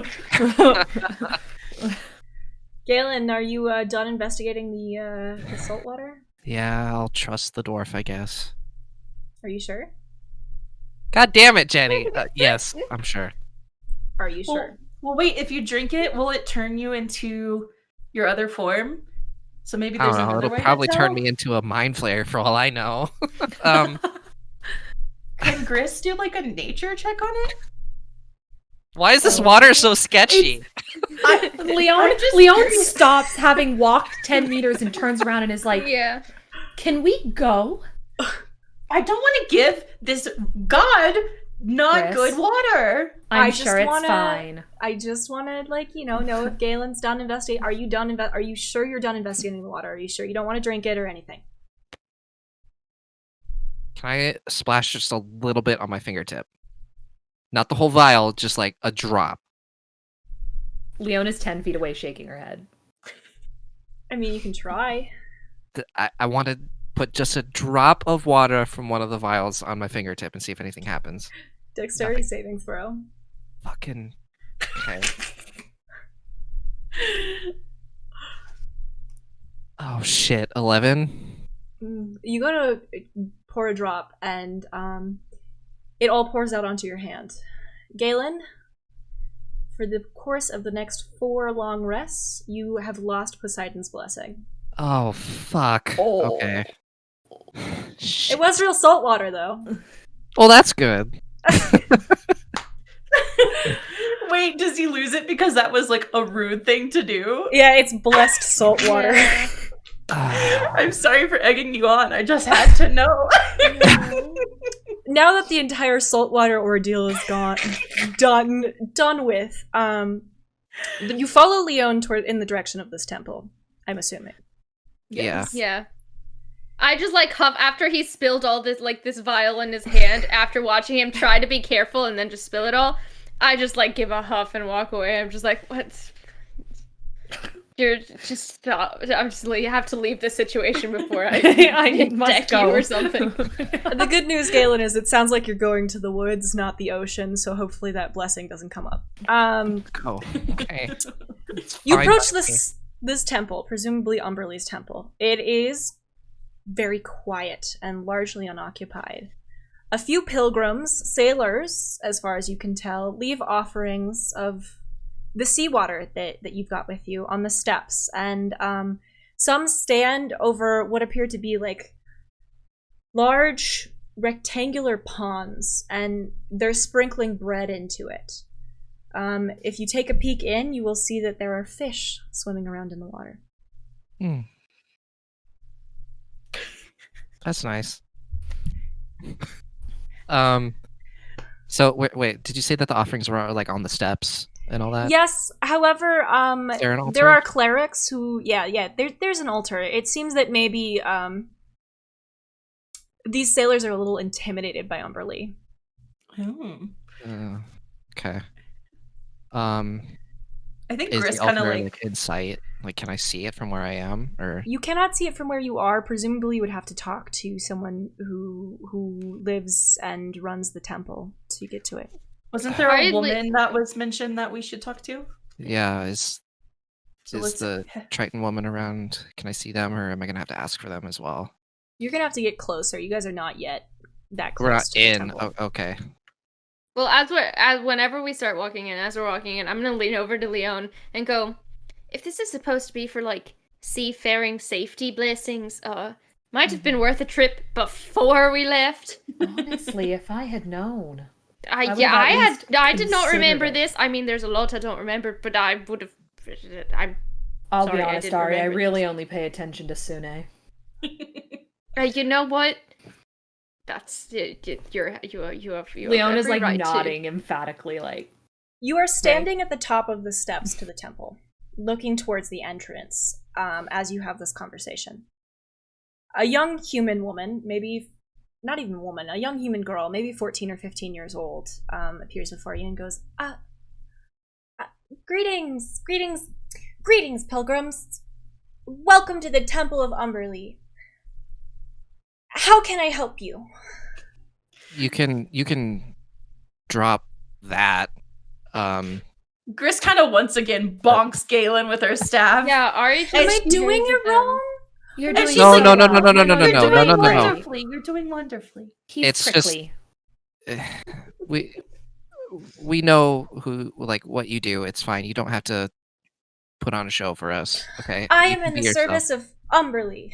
Right. Okay. Can you point us to where the lady who might look like me is? And I kind of like brush my hair behind my ear. Your high priestess. Yes. I can point you to the high priestess. Can I ask why you're here? We don't get a lot of we don't get a lot of Worshippers? nobles. You're very pretty. You. So are you. We only get one noble sometimes. He brings us a lot of gold. We like him. He's very handsome. He wouldn't be from the House of Steel. He is. Yeah. He's a sailor, and Leon is like, he makes a lot of offerings. You wanted to talk to the high priestess. What are your names? I'm the Lady Leon the Bell. That's a long name. Okay. You could just Well, call her Leon. Leon. It's fine. Okay. Like a lion. Like grr. Yes. Yes. And then Okay. I sort of like take charge a little bit, and I'm like, and this is Ari. I like that name. You're an elf. That's cool. Oh my god, she's That I am. That's very cool. You're a monk too. I'm training to be a monk. That's awesome. You are? That must be fun. I wish you luck in your studies. It's really hard. The staff is hard to work. Yeah, I just use this, and I like point it and like put my hand on a hilt, and I go, "It's much easier when you have the edge working for you." Oshia won't let me use swords yet. She says I have to learn how to use them before I cut myself on the pointy end. It's very, and I like just chuckle and I go, "It's a very important skill. You want to be injuring the other person." And I like make a motion for like your name. My name's Lacey. Lacey. I think your high priestess has a point, but I'm sure you'll get there in no time. And with all the safety that requires, and like my sudden concern for this girl. Okay. So we have Lady Lion and Ari. Sorry, go on. This is Gris. Nice to meet you, Lacey.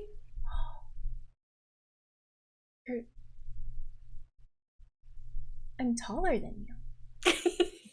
Chris chuckles and she's like, well, I'm a halfling. I don't get much taller than this. Oh, that's cool. I haven't met that many people that I'm taller than yet.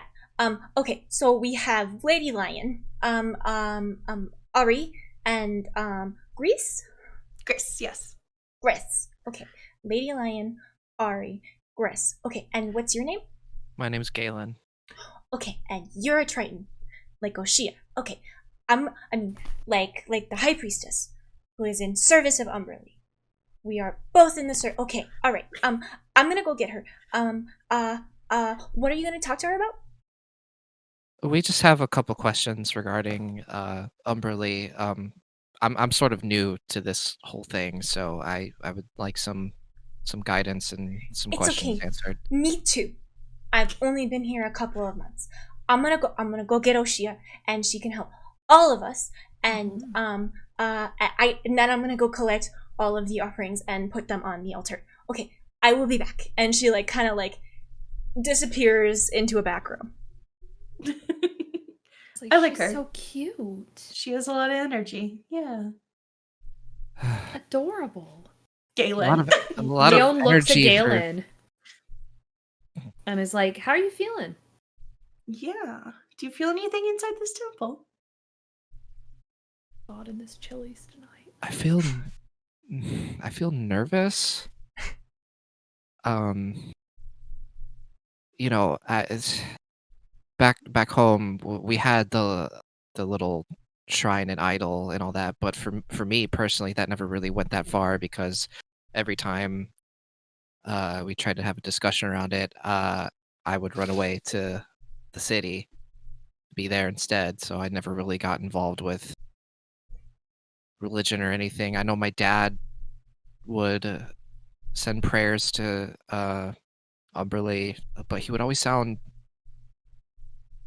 It was weird. It was kind of a mix between fearful but also grateful. I guess she's not really a kind deity, and I'm getting that sense probably a little bit stronger than I have for every other temple that we've been in. I don't know. It's weird to explain. Maybe it's the fish person thing.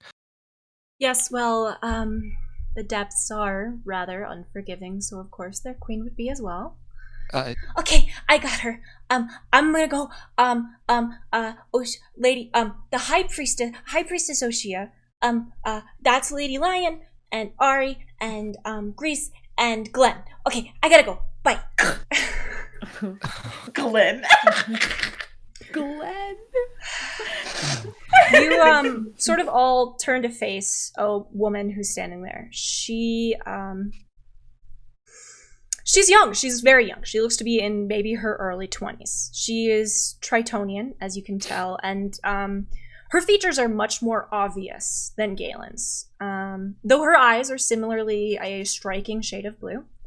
She has the palest of blue skin that's dotted with shimmering scales that catch the light through the doorway. Her ears are finned and her hair is braided back to kind of show them off. And she has these glowing, swirling markings along her face and visible on her wrists, which are just barely emerging from the long sleeves of her robe. She looks at you all kind of expectantly, and Leon, you take notice that her hair is the color of snow or ivory, and is held back from her face by a thin silver band that you actually think is quite a nice touch.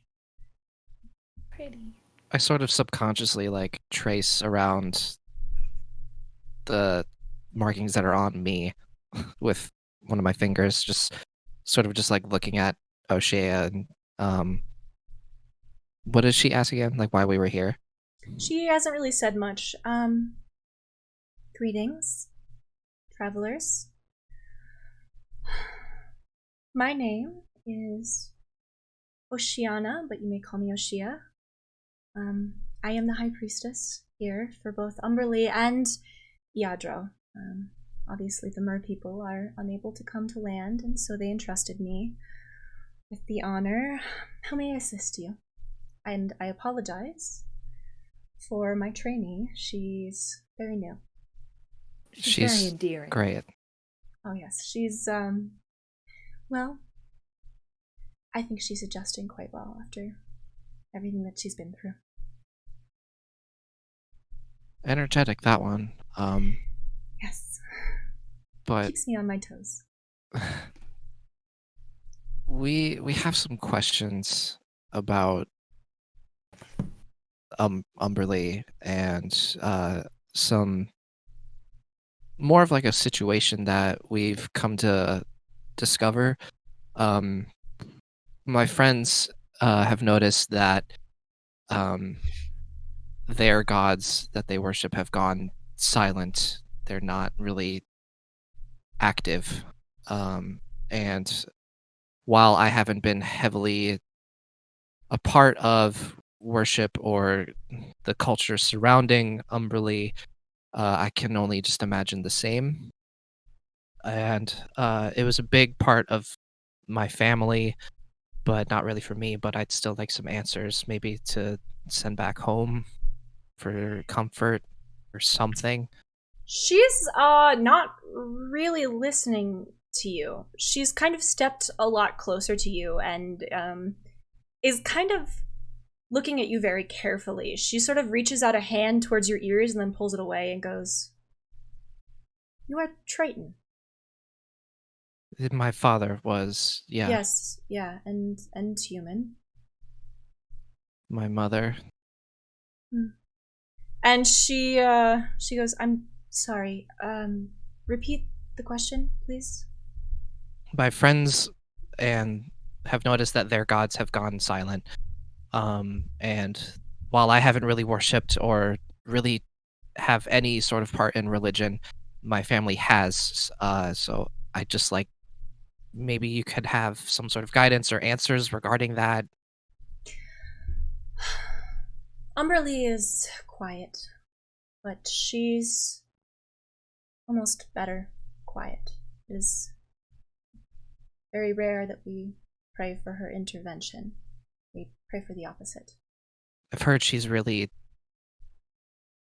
angry. Yes, well, no one likes drowning.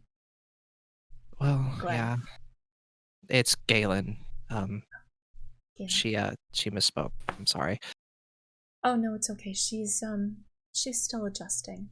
We taken those orphaned by storms in the hope that they can appease Umberlee in her service. I can't provide you with that, but I can bless your armor or your sword or any of that since you came all this way. I think that'd be helpful, yeah. Okay, yes. Follow me. And she leads you towards the altar, which is much more plain than the one that Leon took her vows at. It's sort of covered in seashells, but not much else. And she says, "Armor and sword there, please." Right, and Galen sort of puts his armor there on the table, and then you have to remove your armor. Yeah, yes. I remove my armor, and then well, before I do that, I take the trident off my back and sort of lay it on there, and then I remove my armor and put it on there as well.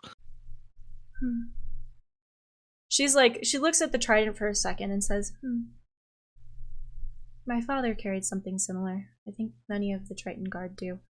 And then she reaches out and she gently touches the armor with one hand and the trident with the other, and whispers a short prayer in primordial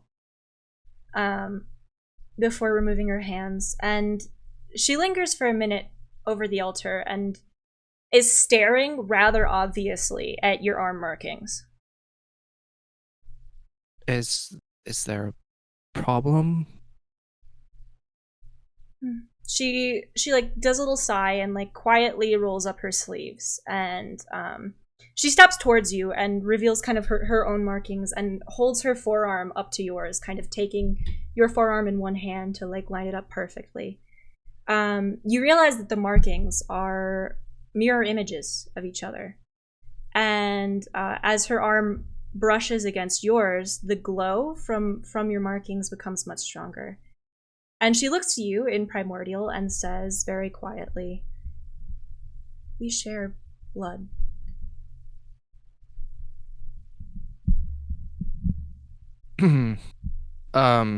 I say back in primordial.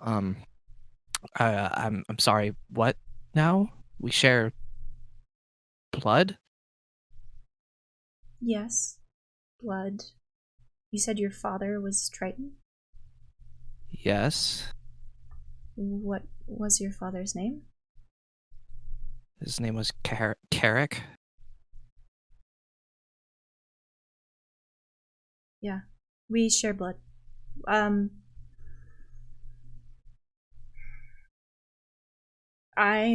very grateful that Umberly thought to bring my brother to me today. Yo.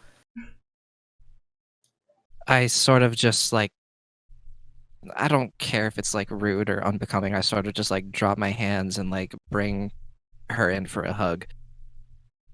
She like returns it really awkwardly. She's like, "Oh, this is a human custom I am not used to." And then steps away and like does a small bow and is like, "It is good to meet you, even if I did not realize you existed." I didn't realize you existed either. I'm sorry. If I did, I would have made an effort. There's no need. Gayla's sort of just like speechless at this point. At this All in point, primordial. yeah. Yeah. Lacey's returned and she's kind of standing next to Leon and she's like, hi. What's going on there?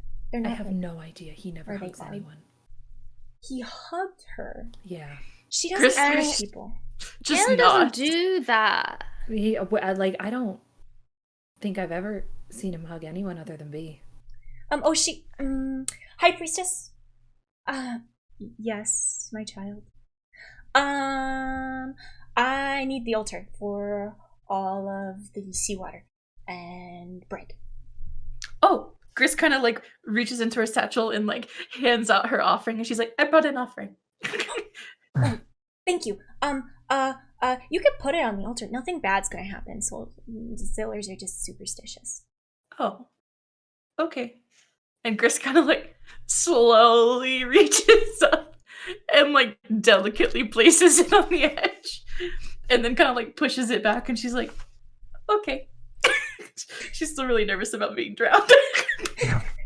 You did great. You did a really good job. Chris kind of nods to Lacey and then like looks to Galen like, "All right, tell us what's going on." Well, before that, Galen sort of does the same thing, but with all now 7 vials of seawater that he has. Oceana's kind of watching you and she's like, "That is overkill in primordial." I just look over my shoulder and back, and I say in primordial, "You can't be too sure." No, I'm fairly sure. Okay, and Galen takes back 6. No, of them. don't do that. No. Put it back. Okay. Put it back. Galen just puts his hands up. Yes. Okay. Good enough.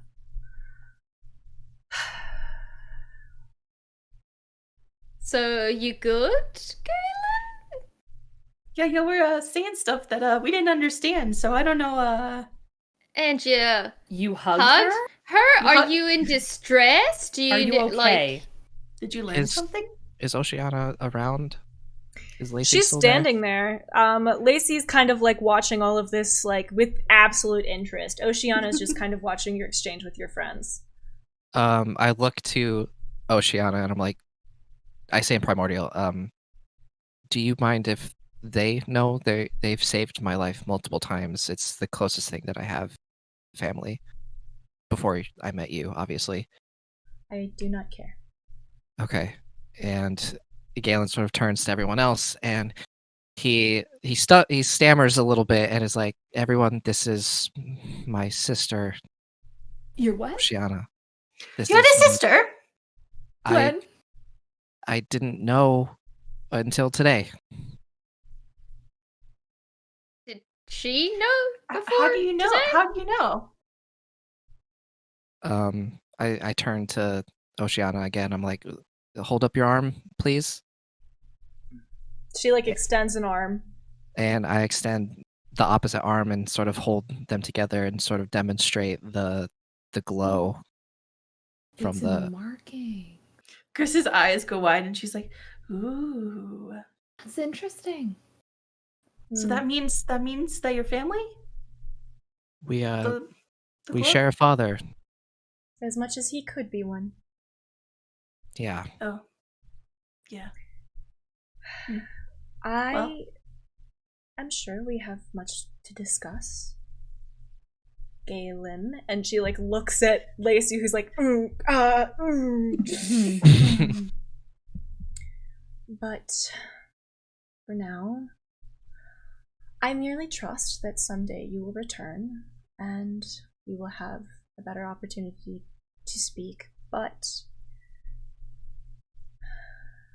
for now, there are faster fish to hunt and a larger purpose than ourselves, I sense. And either I will see you here again someday, or we will see each other once more when Umberlee carries our souls back to the plane of water. I look forward to it. Fair weather, brother. Fair weather, sister. And I sort of bow, having taken note that that's the proper custom.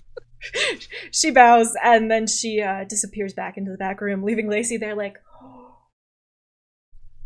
I'm sorry I got your name wrong. I did not know that Oshia was your sister, and it was really nice to meet all of you, and Ari, someday we're gonna have to sword fight, and Lady Lion, you I'll tell the other noble that you say hi, and Yes. Gris, please don't grow because I'm so much shorter than everybody here. Gris like full like belly laughs and she's like, I won't. You're good. Okay, bye. It's nice to meet you. Fair weather. Okay. Gris is like weather. fair weather and she like waves kind of. Leo is just waving. She's still chuckling. standing there, like awkwardly, like bouncing. I like, hold up like a calming gesture, and I just go, you know, that your stature will serve you well in your agility. Don't be ashamed of it. And then I go like, what was it? Like to get fair weather. Wave fair weather. Fair weather. And strong currents and gentle seas. Gentle seas. Strong Chris just currents. nods. In Ari's head, Ari goes, strong currents and gentle seas. That's opposite. Yeah, Ari, I was gonna let it go. I don't know. I might not be remembering the thing correct. I'm new here. Okay, I have to go. Because she seemed upset. Kind of. She's hard to read. And bye. and she like disappears into the back room. Girl is a whirlwind. Chris is kind of like, that's it? Y'all aren't gonna like talk? Are you okay, Galen? Yeah, Galen, you doing all right? You need Pretty something? Today has been so much. I would like to leave, please. Okay. You know Oh, what? oh, Okay. okay. Chris just I kind of would. nods. I offer you a drink, but do you drink at all? That's fine. I have the mini flask if you need it. We'll find a tavern or something later, I'm Tiny sure. flask has been offered. I know how much it means to Ari. I don't want to from that. I feel like Leon would start heading out of the temple knowing that, like, Galen wants to get out, and so Mhm. she kind of leads the way. Gris probably follows suit, but like kind of smiles down at the fish as she heads out. As you smile down at the fish, one of them spits a stream of water directly at you. Oh my Dexterity God. check, please. Wait, can I like I just smiled Like, at redirect it. Nope. Nope. You're ahead. Oh no, 2 + 2 is 4. You get Ooh. fish spit in your eye. Gris kind of like rubs her eye and she's like, I don't really like this place. What kind of 2 out fish of was 4 it? of us. What kind of fish was it? Was it like a It koi was a fish sea or fish. We've The fish learned that this. swim in the ocean. Oh, okay. It's an ocean fish, not a river fish. Very okay? different than a river fish, yeah. I sort of turn back and I see Gris like rubbing her eye, and I'm like, "Are you okay? Did one of them spit on you?" How'd you know? I just smiled at it. They do that. That's their defense mechanism. Gris kind of grunts and she's like, river fish are better. Well, as we're walking out or whatever, I'm just gonna look back for a quick second, try and take a snapshot in my head to be like, okay, I've got to remember where this is, because that's already a difficult enough thing to be like, I'm gonna remember this. No, I'm not, but I'm gonna try to, so that I can come back and keep a promise to Lacey someday. Okay, that's So really very cute. fucking sweet. I was Alright, making so- an effort to remember where this small temple is. Leon and Ari sort of lead you all out of the gates. Ari seems to know where the closest tavern is and leads you all sure-footedly towards a sort of ramshackle building on the outskirts of the walls, outside of the walls, sort of in between the walls and where the forest begins. It is in fact an inn and tavern, and Leon orders you all drinks and pays for the rooms. It's not a very clean inn, and she doesn't seem particularly pleased with it, but Ari brings Galen something strong, and they all sit down together. Very much how a family would. You all reflect on what Galen said. We will be back next week at 6 p.m. MST, 8 p.m. EST. We're going to go find a grumpy goblin, and it's going to be a good time. Thank you all so much. Grumpy Thanks goblin. everyone for coming to hang out. Be sure to check out our TikTok, Twitter, Discord, am I missing YouTube. anything? YouTube and Spotify. In between sessions. We love you all very much. Thank you for the support, and thank you for that hype train at the beginning of stream. Yeah. Yeah, what is that about? We Every really time. appreciate it. You. We'll see you guys soon. Until then, take care and be kind to each other. Good night.